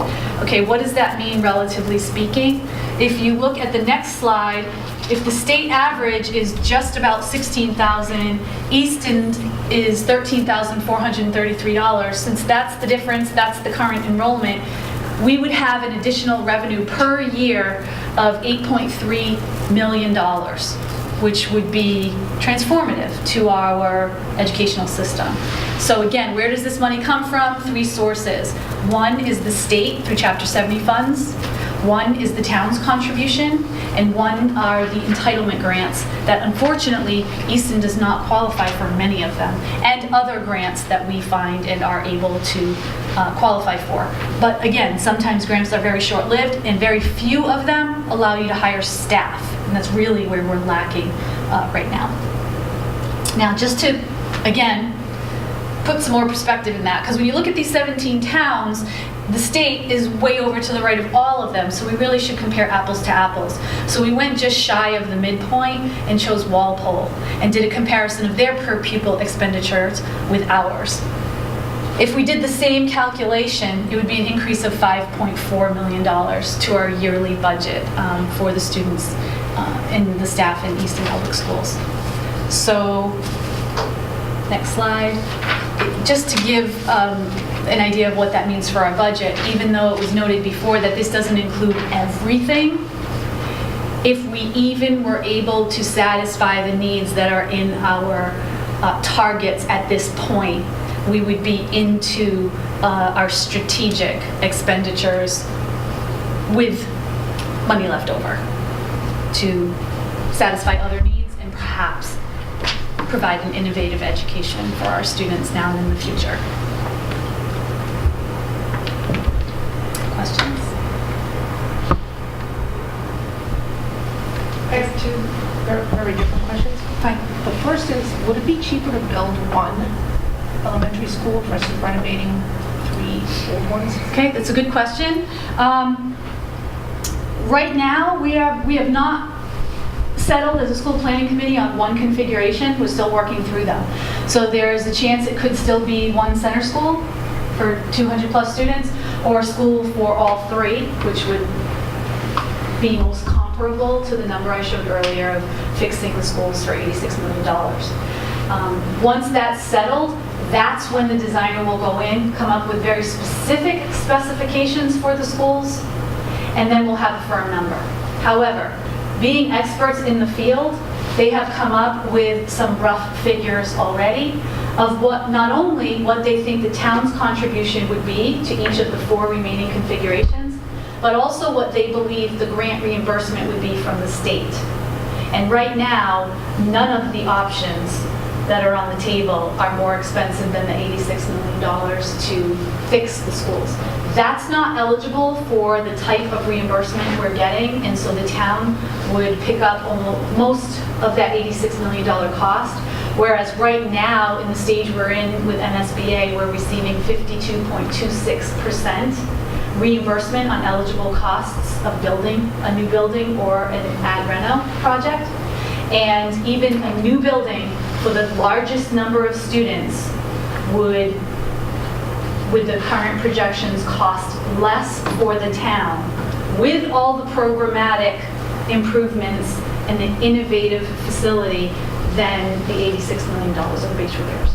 So the answer to the question is one building would be cheaper. Yes. Okay. So one building would be cheaper, but you wouldn't get as much reimbursement from the state? Or, like, I don't understand if... So the one building, for example, I'll choose one of the numbers I remember, $105 million for a new building. But we're receiving 52.26% reimbursement on eligible costs. So it would cost the district about $65 million. So it's less than the $86 million of base repairs. Okay. Does that make sense? It does. So why would you entertain, like, renovating 3 new buildings versus building the... It's not my decision. It's a taxpayer decision. We're bringing it to a vote in November, and the taxpayers need to decide if that's something that they can incur. It involves a debt exclusion override. And so taxpayers have to agree and vote to vote in a ballot. They have to agree at town meeting and then vote in a ballot to absorb that cost. And so it is up to the taxpayers to decide if that is a cost that they wish to incur or not. So either way, the taxpayers are paying for the building? That's correct. Okay. So if we vote for the one building, we'll be paying less than if we vote for the 3 buildings? According to our experts, that is true. And if we vote on the one building, can the town then sell the other 2 buildings? It's possible. Or repurpose them, or, again, that would be a town decision, so I'm not sure, but yes, it's absolutely possible. Oh, you had 2 questions? Well, I have actually, forget about my other question, I have a different second question. Okay. You can ask 3. That chart of, like, how much we spend per student, our town compared to other towns, have you ever superimposed that on what we pay for taxes compared to other towns? Yes. Because I don't know what other people pay for taxes, but when I tell people what I pay for taxes, they're shocked. Yes. So it seems like, this is the second school meeting I've attended where I've heard about the budget and all that. It seems like, despite how much I pay for taxes, it doesn't seem like it's enough. That's a broader town conversation. So there are town projects, plans, things that other towns do when they have maybe different priorities or needs that are different than Easton. Easton Easton is beautiful, and it enjoys a lot of open green spaces by design.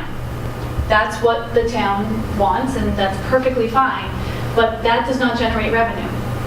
So other towns that have businesses and industry, they generate revenue from their spaces. That's a choice, and that's perfectly fine.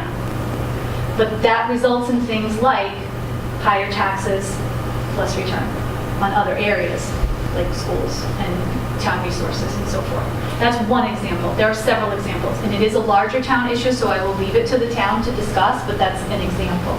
Town administrator will be discussing those at the town meeting in May, as well as to the joint meeting of the school committee, board of selectmen, and finance committee on March 25th. Can I add just one little thing Please to do. that, which is the other piece of that? So a lot of our, the bulk of our revenue comes from the town. We also, as a town, get state revenue that comes directly from the state. So for the schools, for example, it's called Chapter 70 money.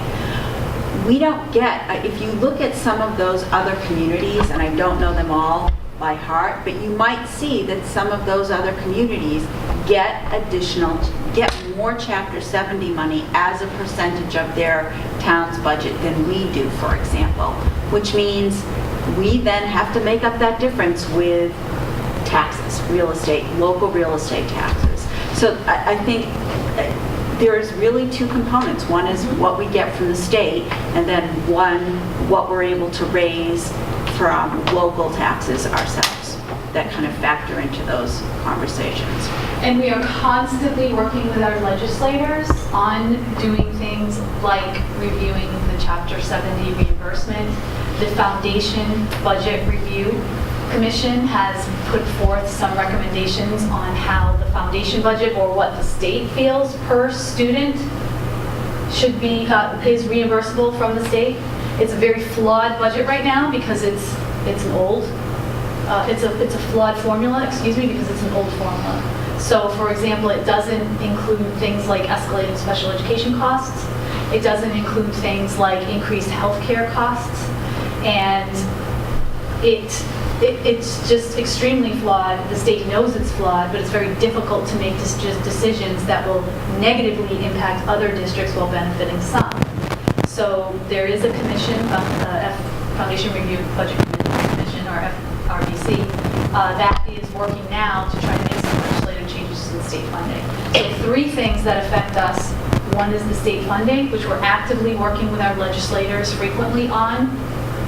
Something I never thought I would do when I was enrolled in the doctoral curriculum program. The second is what we receive from the town. And again, that's completely up to taxpayers and what the priorities are in the town. We respect those decisions. And the third is grant funding sources. There are many, many grants that are available both state and federal, at both the state and federal level. We enjoy, because of our amazing educators in this district, a high level of achievement, and so we don't qualify for many of those. Other indicators that are common that make you a qualified applicant or eligible to even apply for the grant include things like the number of English language learners that you have, or your low income level. We're just shy of a lot of those things, and so we aren't eligible for a lot of those grants. So we're sort of in this middle area that creates these very complex financial issues.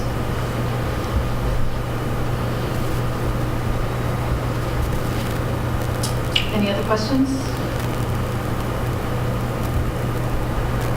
This is arguably a very difficult budget. It was not in any way enjoyable to do. It is not going to be enjoyable to implement. It is not our choice. We're not advocating this. This is the best interest of all of our staff and students. We're saying that this is what we're putting forward as the most fiscally responsible plan for fiscal year 20 for the town of Easton. We may need to go back and revisit if we're not able to make the town budget balanced in time for the town meeting in May.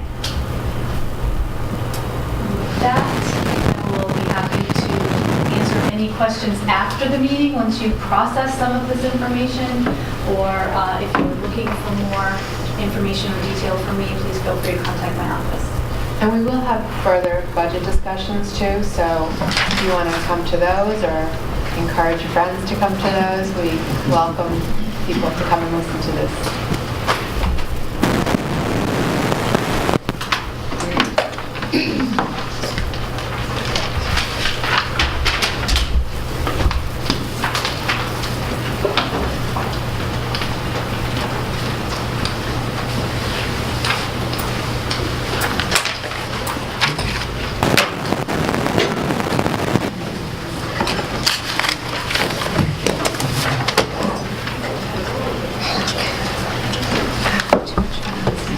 Okay.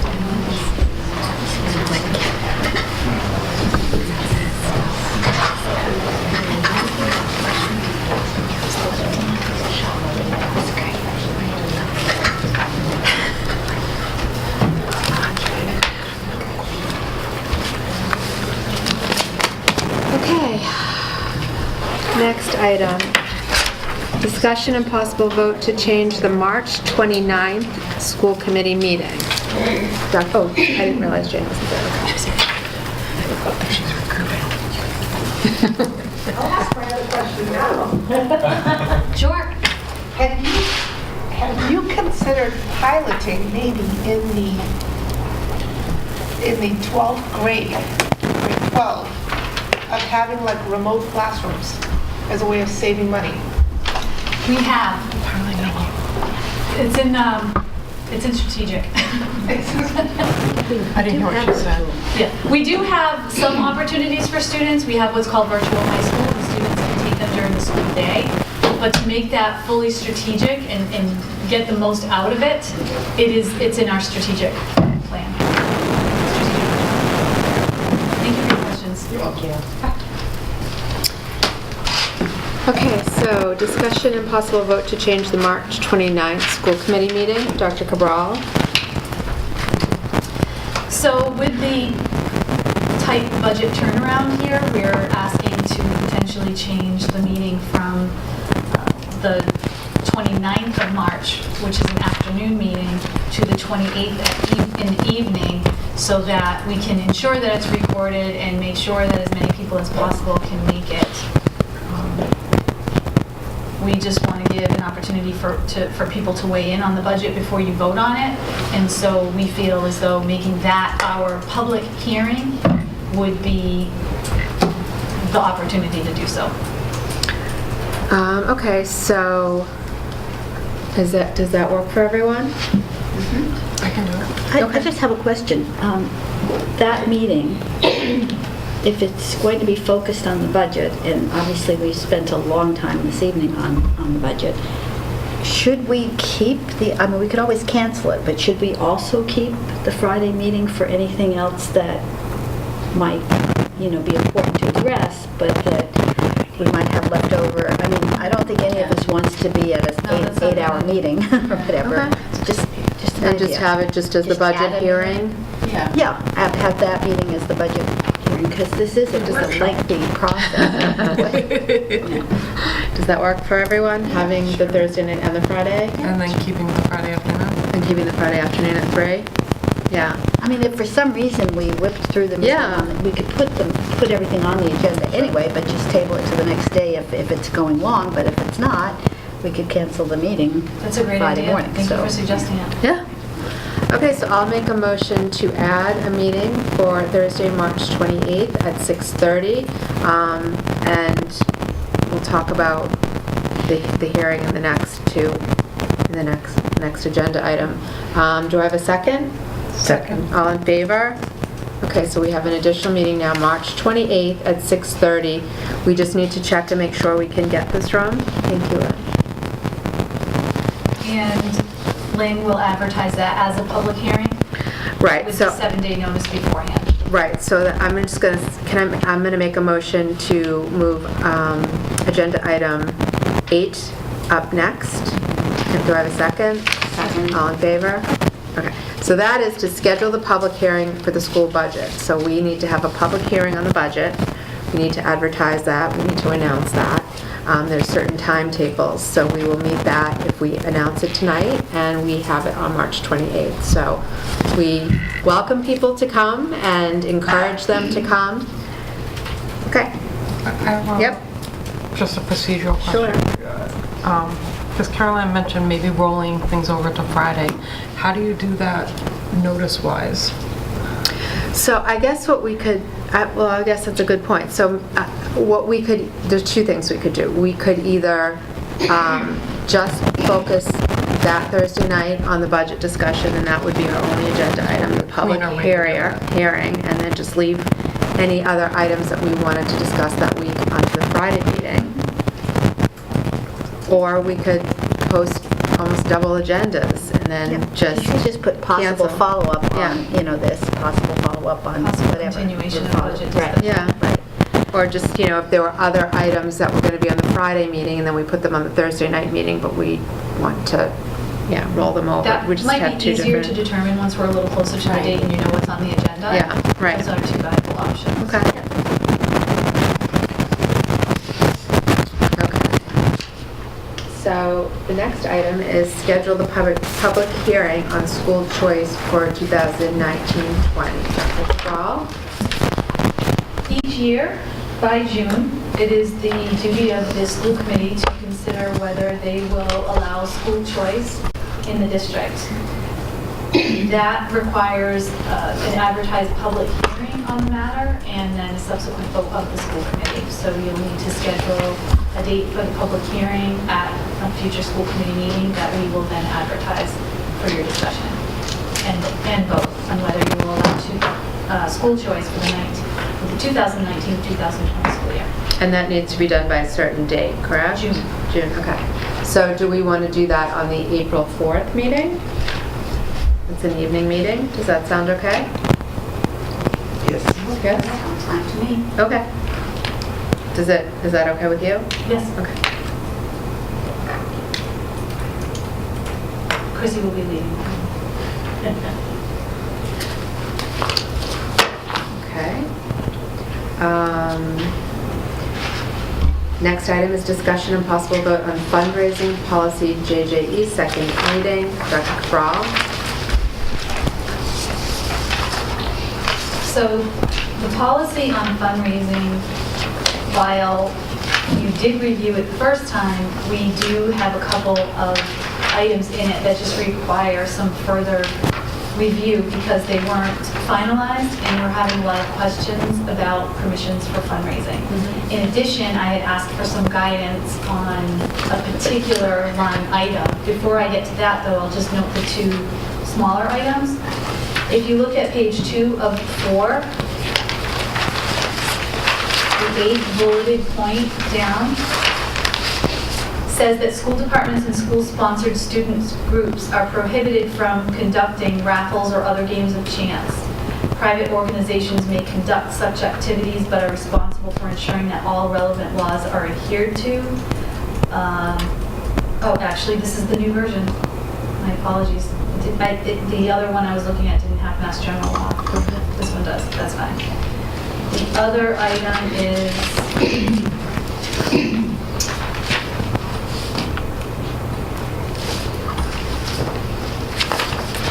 acceptance from the school committee.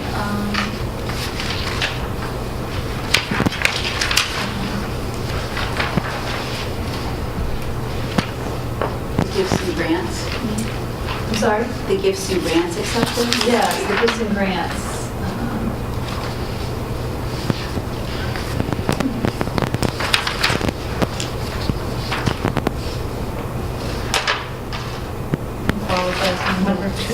My note fell off. Isn't there a dollar amount that There wasn't was a dollar amount Yeah.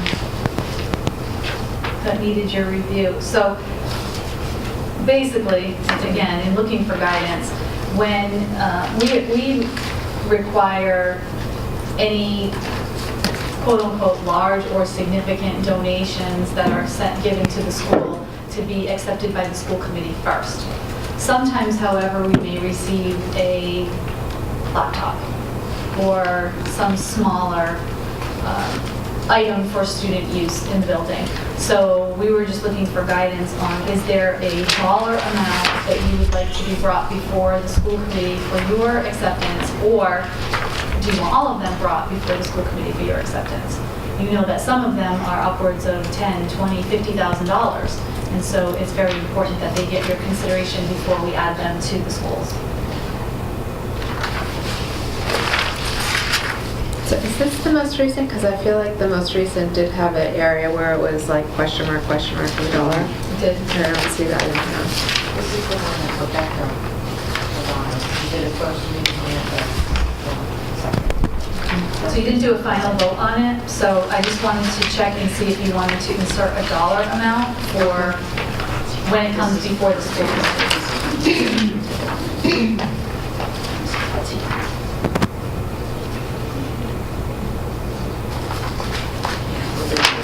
then you have to change statutory authority because it says the school committee is authorized by law to accept gifts and grants or offers. As a general matter, all gifts or grants. So, And that's fine, and you can reserve the right to do that. We just want Well- to clarify and make sure. but it says must be accepted, so we would have to put in there, in that, under who is authorized, you'd have to put, if you want a dollar amount, take out this as a general matter, but say something like, however, gifts or grants under X amount of dollars may be accepted by the principal or the superintendent or something like that. I mean, you have to put it, you have to essentially soften the all gifts or grants must be accepted by vote of the school committee. You have to change that too, not just putting it on, Right. because it wouldn't. Right, we would make all the appropriate changes that went along with a particular dollar amount. I mean, the interesting thing is we've had some fairly low dollar amount gifts, but that have been very meaningful. And there's been a really nice discussion at this level about them. That doesn't mean that if a parent goes to a principal and says, you know, I have a couple of practically brand new laptops that I can't use, that we should have to wait for the next school committee Right. meeting for the principal to be able to accept those. So I think it is a good idea. The question is, you know, maybe you could say that even in, you could have an amount, but we could also say something about, you know, the superintendent will inform the school committee of grants that were accepted within, you know, within the lower amount Oh, or yeah, something like that's that. a So good at idea. least we have an opportunity to Right. express our gratitude, Absolutely. to, Right, you know, nice. that type of, Absolutely. yeah. Okay. But And so now- you'd suggest that that goes under acceptance by the school committee? So there's three sections. One Yeah. is the statutory piece, then We it's... have to change that first. Okay. Yeah, and then, yeah, And then on the back, you have to- acceptance by. you'd have to change acceptance by the school committee, because they'd have to be kind of aligned with each other. Is that what you're saying? Yeah. We may need to vote on it. Do we need to vote on it the next time? We need those, I mean, or do, I mean, because you're saying you would try to make everything consistent and Yes. the Yes. wording and so Oh, on. yes, So I think we absolutely. can't really, To do a third reading. yeah, essentially. Right. So, but you understand the language that we're trying to add? Yes, I just don't know if there's a dollar amount on that and what the dollar Yeah. amount would be. 1,000? Yeah, I think 1,000 anyway, or maybe even 1,500 or something, I don't know. I mean, it's hard for me to go back and think about what have we accepted and what have we looked at. Well, So we've maybe- accepted Yeah. much smaller amounts. Right. 250, 500, whatever, maybe- but that's something, as long as we've been Attendance informed, we is can still. 500. Yeah. But we still could if we wanted to acknowledge it. That's Right, what we're Right, saying. and still talk about it. If the superintendent Right. informed us of those Right. gifts, then we could So I think Could there be a wording that if they want to come, like, in that situation, I think it that's- might be under a certain dollar amount, but they might still want to say something? That's true, unless the donor wishes to appear before the school committee. Right. Sure. So that there's two pieces. One is we're saying generally it's 1,500, 15 is the limit, and or the amount, unless you feel that we should recognize them because of the nature of the donation, or, you know, if there's a sentimental meaning associated with the donation, or the other piece of that, or if the donor wishes to come and make a Makes presentation. perfect sense. Thank you. The other item is when, Can I ask about the Yes. first one that you, that bullet 8?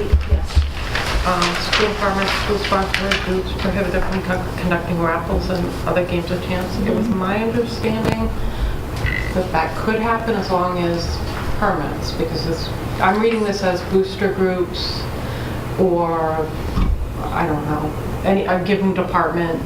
well, a booster is not a, That's a private organization. That's included in private organizations, the booster groups. Okay, but say the music department does the calendar, which is basically a game of chance.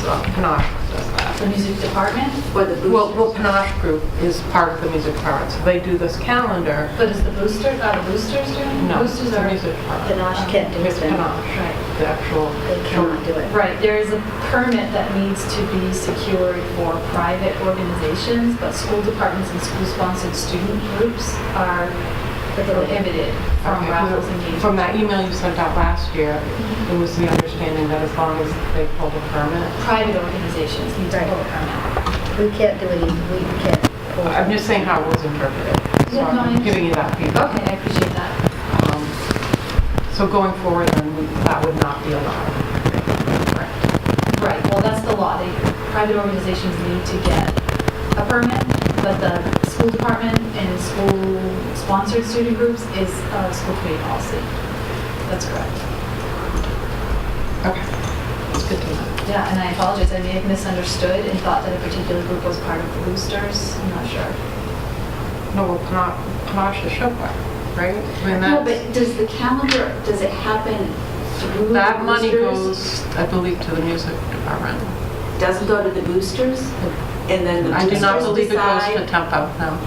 Okay, I don't know, I have no idea. Well, if it were Yeah. Panache doing it to begin with, it still couldn't, it wouldn't matter where the money was going, they can't do it. Well, if Tempo it's could to do it. raise money for Panache and Tempo Yeah, Tempo is could do it. doing it, then Right. that's fine as long as they secure a permit. Right, Right. Tempo could do it, it's just Right. Panache can't do it. Yeah. Well, but sometimes couldn't Tempo have a specific fundraiser for a certain group? Tempo does a And that a happens too, fundraiser so I'm just for asking about Panache. that one. Yes, I know yes. And that fundraiser is checks a are written calendar. out to, Well, it's not a fundraiser. Yeah. It's a raffle or a game of Right. chance. Right. Or quote-unquote gambling of any way. So it could be a fundraiser, you know, the mattress sale or a candy sale, Right. but this is a game of chance. Right, and the calendar is. Is a game of chance. Right. okay. So, but the Tempo, if they pulled the permit Right. and obeyed all the laws, Well, as long as could it raise goes money to- for Sure. Panache, but Panache can't raise the money. That way. That one's right. That way, right, they can, yeah. Thank you for that clarification. So, we have received several requests. There is a line in the policy about not allowing any fundraisers to be sent to staff or students via email. Where is that line? I'm sorry. Yeah, no individual emails, staff or emails, right, remember that. Okay, let's see what it Where says. does it say it? I just want to. It does say that. Fifth bullet down, page 2. Yes, use of an individual students should be, by the way, possibly yes. Or Use of the staff district persons, website for fundraising activities may be allowed. However, use of an individual student or staff's school email address for fundraising activities and public solicitations is prohibited. And we had shared several examples last time. I did discuss this with the cabinet, the leadership team. They were very helpful. However, there are a lot of gray areas, and they cropped up, and they didn't really satisfy the parameters that we even discussed as a leadership team. So because it's a school committee policy, we're really looking for guidance from you in terms of its implementation. So for example, the leadership team had said, well, if it's something that is it is run by students, like a show or a performance that is obviously going to raise money, but it's a performance, or if it's for the benefit of students, like a movie night where they babysit the students, they babysit the children, and it's a go-out night for parents, and they're raising money for the National Honor Society or something like that, that it should be allowed. But if it was an outside organization, it wouldn't be allowed, which sounds very cut and dry.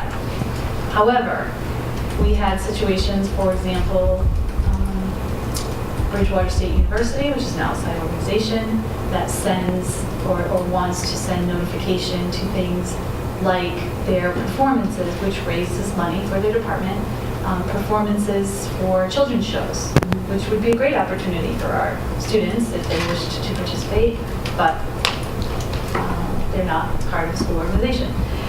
We have students who are Eagle Scouts who are doing projects. While the Eagle Scout is a project, the actual fundraising event is not to benefit the schools. Could be to benefit a church, for example, or some private property. The Lions Club has their auction annually. by those parameters, that is not benefiting students directly or is a student performance, so that wouldn't have fit that characterization. And then we have very strong community partners that we work with, like the YMCA, PMC Ride, which a lot of our students participate in, but they don't directly benefit from the funds.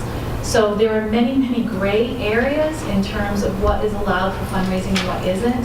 So what I have been doing is allowing things that do fall under those guidelines. So for example, the music department, when there is a performance and they're raising money for the department, but there's a performance, and so our students are performing and they're benefiting from the funds. But then if there's something else, like maybe cookies or something that isn't a direct performance of students, for example, we haven't been allowing it. So we're just looking for some guidance on a sticky area.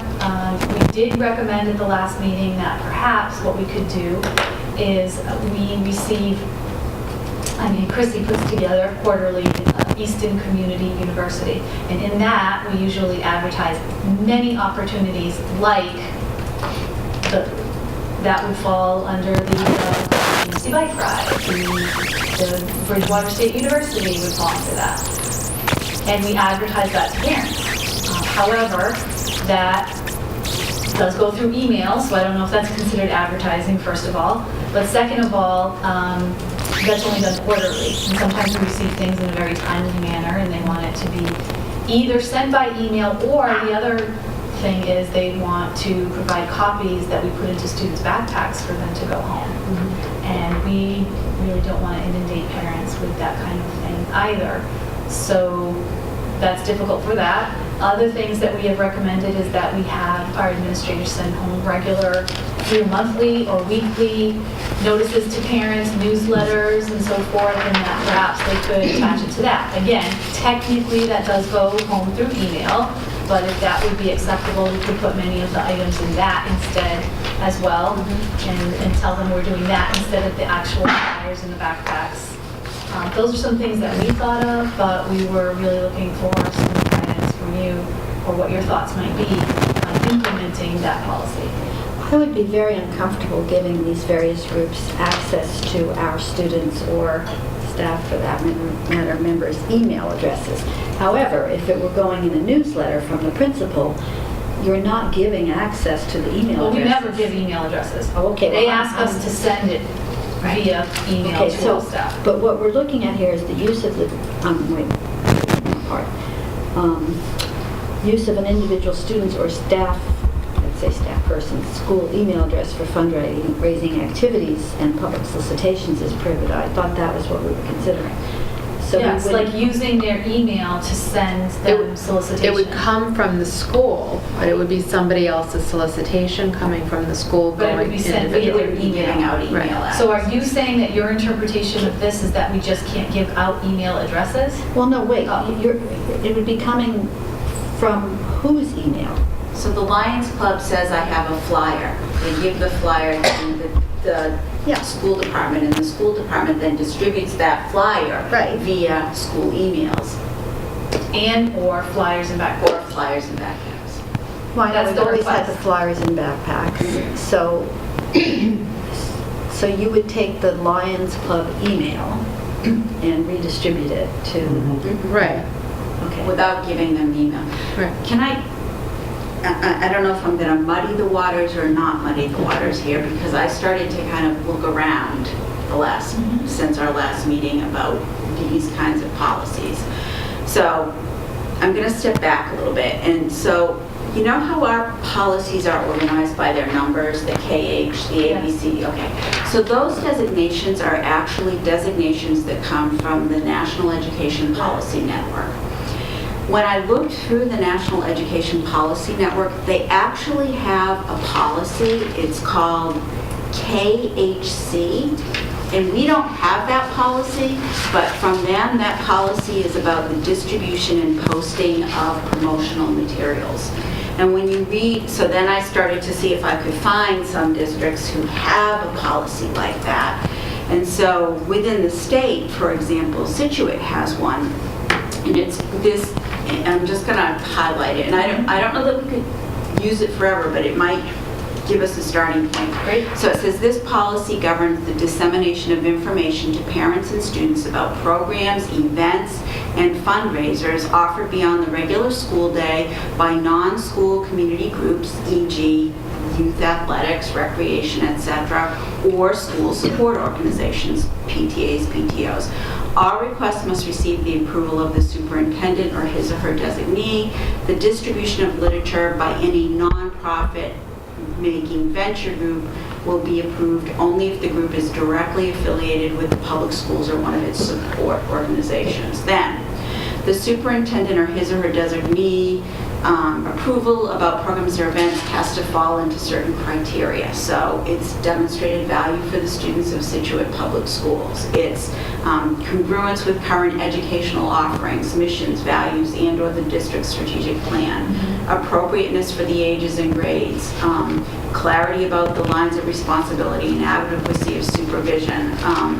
Does not directly compete with, current organizations or something like that. So you could see where if the Bridgewater wanted to do a flyer about a play that's coming out, you could say that that is aligned and congruent with our education. My designee could say that. Right. She's smiling at me across the table. that it's congruent with where we are. So I don't know, maybe That would be very helpful. the way to do this Very helpful, is especially as we articulate back to organizations.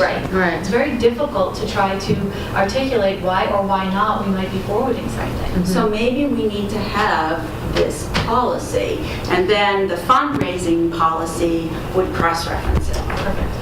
Does that make sense? To me, great idea. but of course, that's No, that makes a lot of sense. Right. And There was it's even- Lucy loves that idea. So even one that I found, and this isn't in Massachusetts, this is in like Wisconsin or somewhere, but it talks about organizations are required to include a disclaimer on all printed materials, flyers, brochures, and the disclaimer actually says, this is not a school-sponsored activity of XYZ school.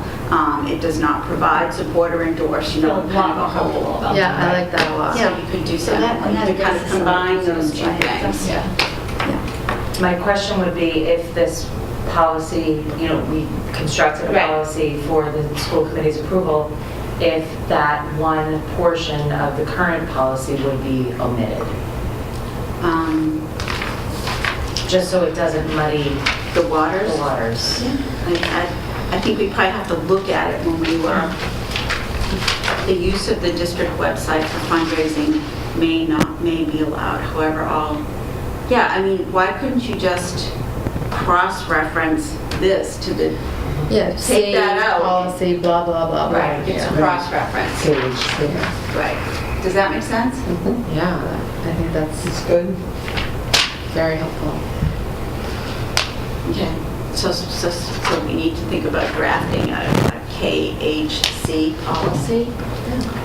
Okay.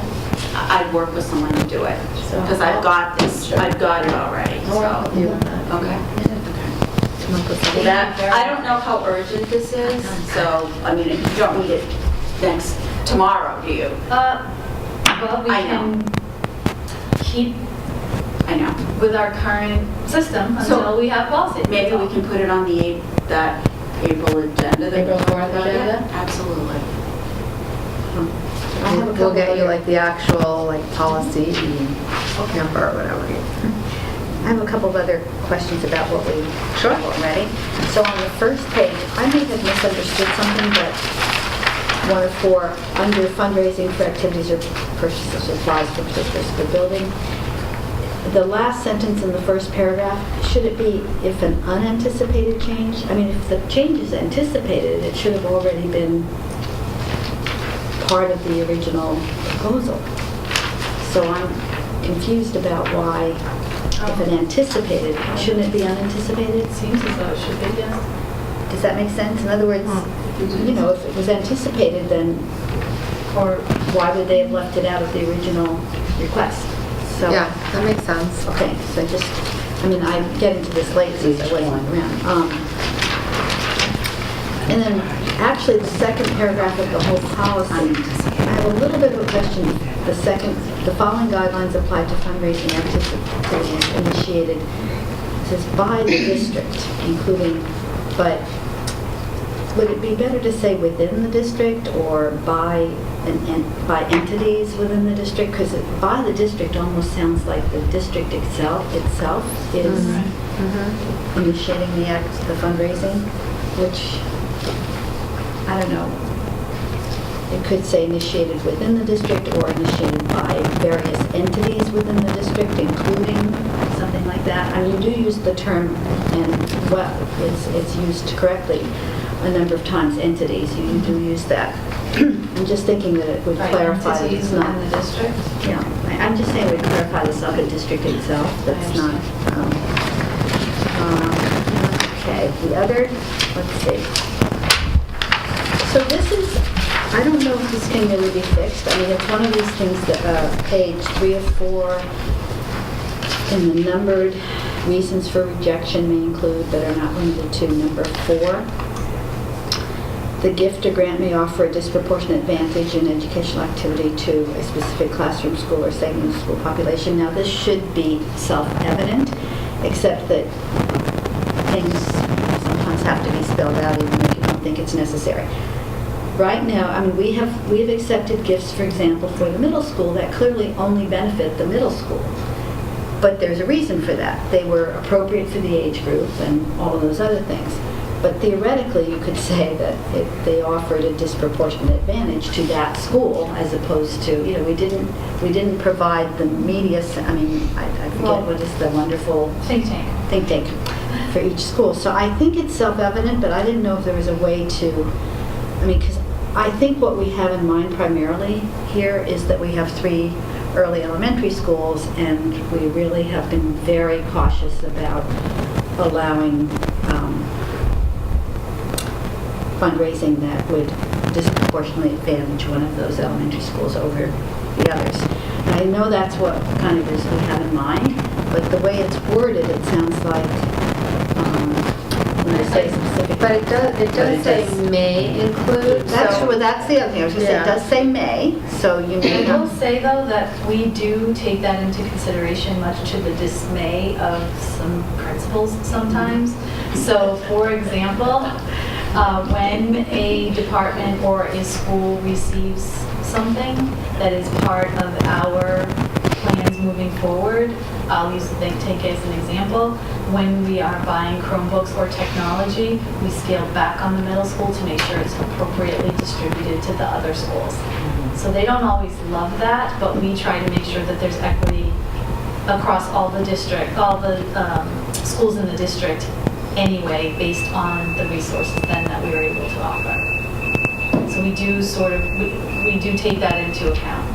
Oh, no, I know we do. I just, I mean, I guess I didn't know entirely how you would take it into account in all cases, but, I mean, I agree that it does say may, but I think you could make the argument that there are situations where things do, in fact, so it's not, the may becomes that they do offer a disproportionate advantage. I don't know, I mean, I don't think it's...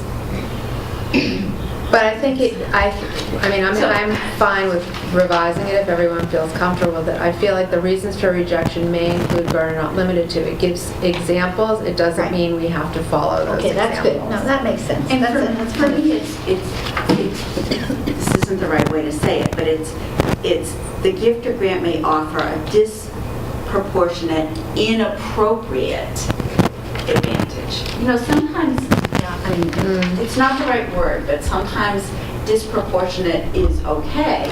Sometimes it's appropriate for it to be that way. Sometimes it's not appropriate. But I don't know that we need to go down that rabbit hole. Yeah, I think you're right. The may just covers it. We don't have to. The last page on the Roman numeral 3. This is just a little quirky response I had, and I may be completely incorrect about my interpretation of this. I've never heard just charity and relief that way. I've heard charity and relief efforts. In other words, relief is kind of an ambiguous term to me in this, but maybe maybe it's a common usage. Okay, I just, That's a helpful clarification. and I think there's another place in the body of that paragraph that has relief also that we can put efforts. Yeah, I think it's always referred to as relief efforts, but.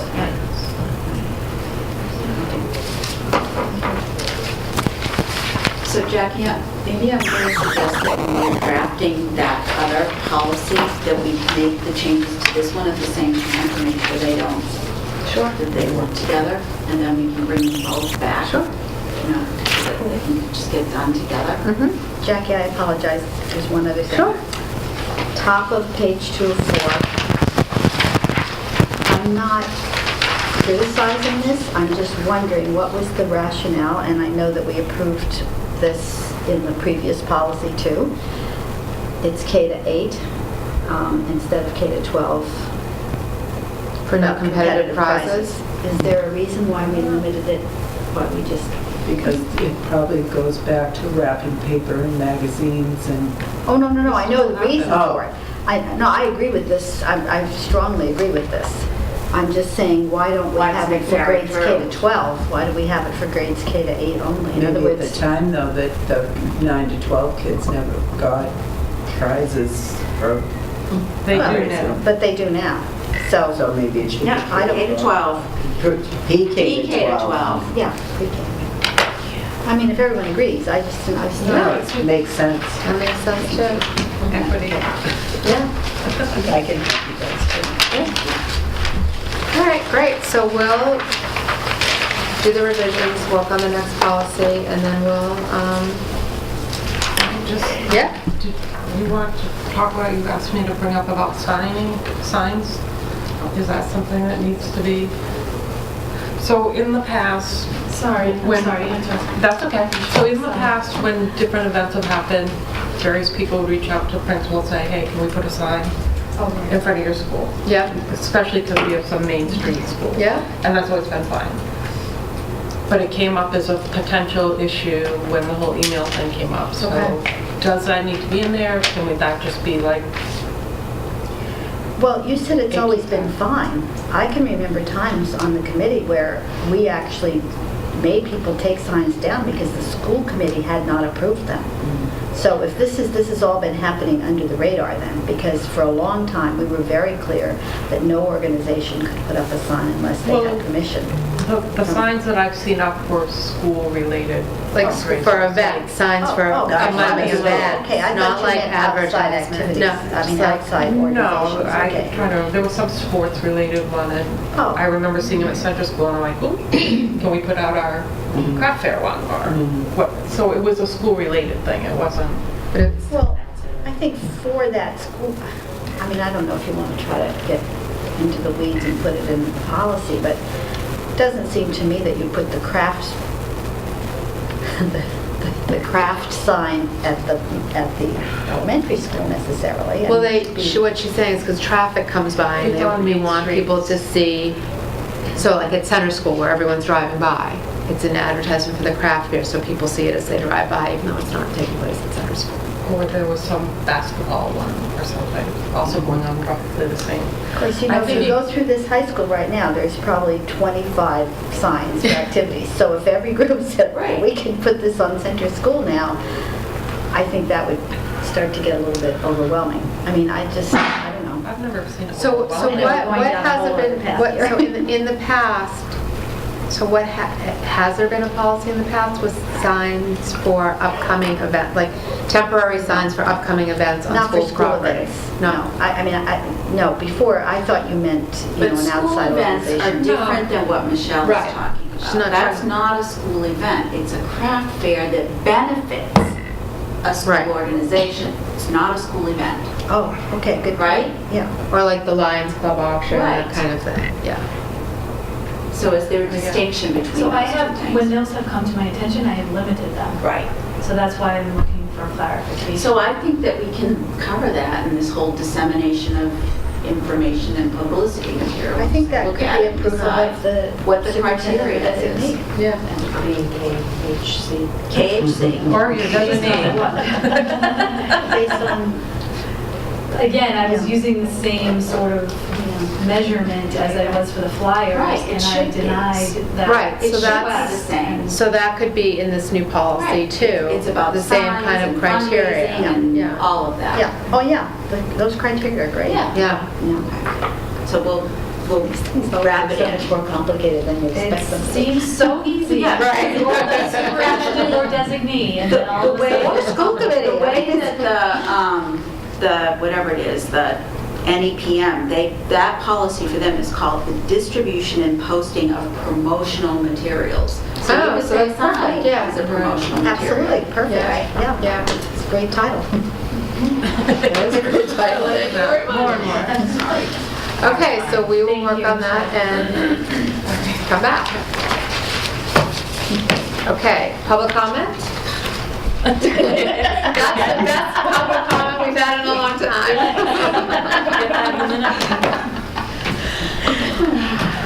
Superintendent notes? I have nothing further to add this evening.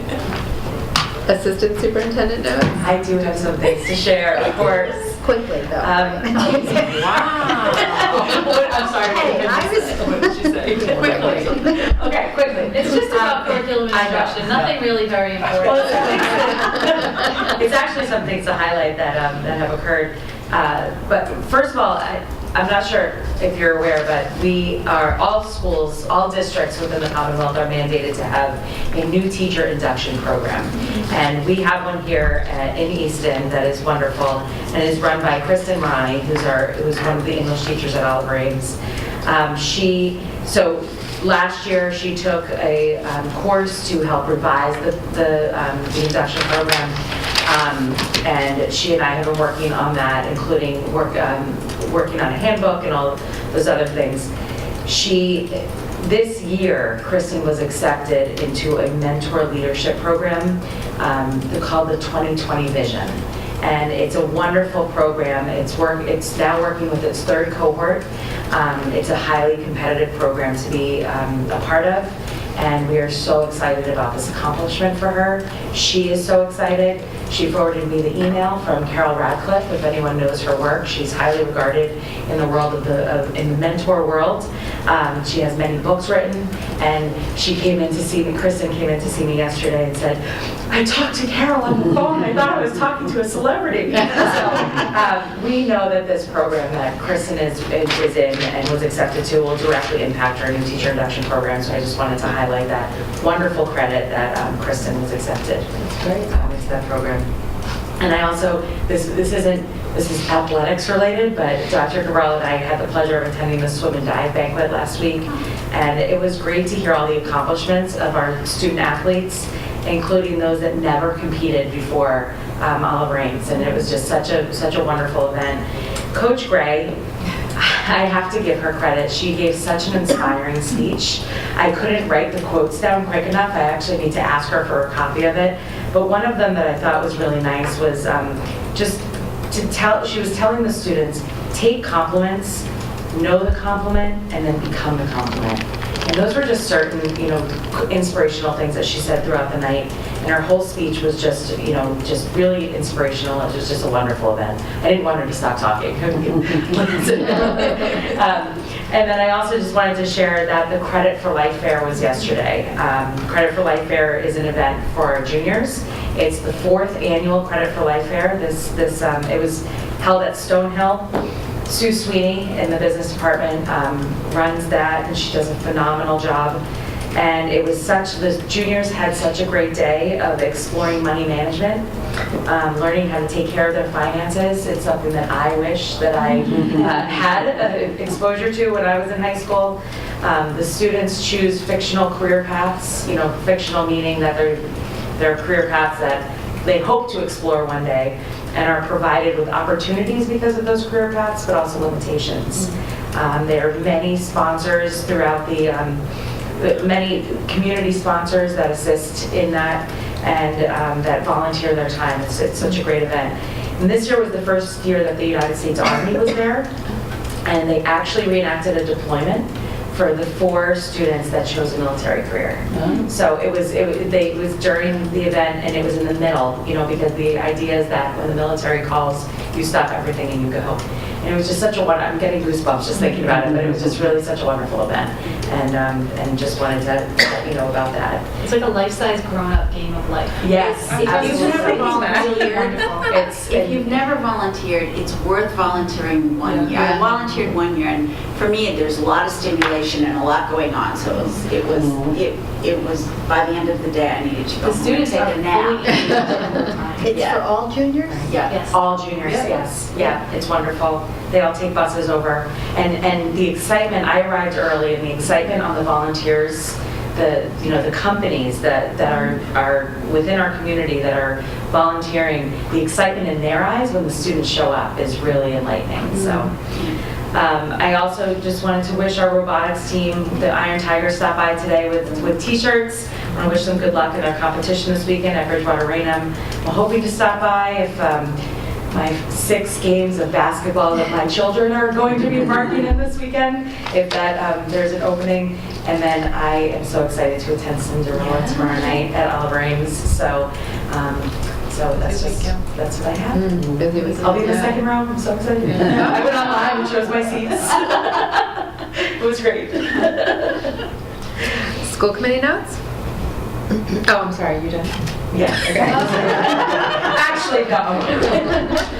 School committee notes? I attended the art show in Foxborough. I believe they were all Miss Shea students, but I'm not sure. And I want to say there were probably 30 of them. And they each got to place one of their pieces of art. And they were in this art studio at Patriot Place. And unbelievable. It was phenomenal. And a lot of the parents, kids, teachers were there, all kinds of teachers were there, and that was really nice. And then also, the music stuff, but also congratulations to all the teams that were in the tournaments and the hockey team. We heard about your attendance at the hockey game and your part there. I think that was the influence for Monday, but I'm not sure. So, but anyway, congratulations to all of those kids, and good luck to the spring teams when they start up in a couple weeks. I have something that Wes just tweeted out, but it's about the jazz band that was at MAJE Festival tonight. I just want to open it up so I can read it to you guys the right way. They achieved a gold medal. Oh, great. And Anthony DeFeo Gaming and Ben Mells and Patrick Litch got some types of awards that is not delineated in this, but That's great. so they had a good night. Very good. Congratulations to them. I'm just going to, I'm just going to Wait, mention I'm sorry, one thing that Outstanding Chrissy- Music Awards. Yeah. That's what they Great. got. Oh, great. Lauren Gray actually lives across the street from me, but I was particularly amused, and I was actually in Florida when I read all about this, that there was that little controversy about some of the girls on the swim team achieved records. And the picture in the Enterprise, which was talking about their having broken these records, was just of the boys. So there was a lot of discussion. Perfect segue to what I wanted. I know, so there was a lot of discussion about the fact that, once again, but I thought that was interesting. But those girls, they broke some records, and Lauren has been a phenomenal coach. She really has. She has just put her heart and soul into that. There was another issue of the Enterprise that did have a bunch of girls' pictures in it, but I know what you're talking about, yes. No, I just thought it was No, I know, it is funny. So One of those high achievers on the swim and dive team in particular is one of Nancy's nieces. Yes. Congratulations. Yeah. It's Gabby. So here's the segue, which has nothing to do with our district in particular, but tomorrow is International Women's Day. It's not typically a day that we... Every day international. It's not typically a day No day we ever. celebrate that we recognize in America, but it does correspond with Women's History Month. So the International Women's Day theme this year is Better the Balance, Better the World. which I thought was, and they're talking about balance, gender balance in things like sports and in the business world, and gender balance in education, and that then ties into this. I just have to read this. So this is in the Smithsonian. I don't know if anybody reads the Smithsonian, but it was in Smithsonian this month. A new study reveals just how few women are required reading in American schools. Education officials have a lot to learn about women, according to a new analysis of guidelines for teaching social studies in each of the 50 states in Washington, D.C. Poring over all those K through 12 instructional standards, the National Women's History Museum found that only 178 of the historical figures listed were women, or Smithsonian calculates 1 woman for every 3 men. Some of the disparity is that men have long dominated government. Even so, there are curious omissions. For instance, none of the guidelines explicitly calls for learning about Representative Jeanette Rankin of Montana, who in 1916 became the first woman elected to federal office. So I guess what I'd like to just point out is that if we're talking about better the balance, we need to, as educators, be looking at are we presenting that balanced perspective to the students in our classroom, because not only does it benefit the women in the classrooms, it benefits the young men in the classrooms as well. So that's my little, you just set that up perfect. And when I read this month in Smithsonian, I thought, oh, that's pretty interesting.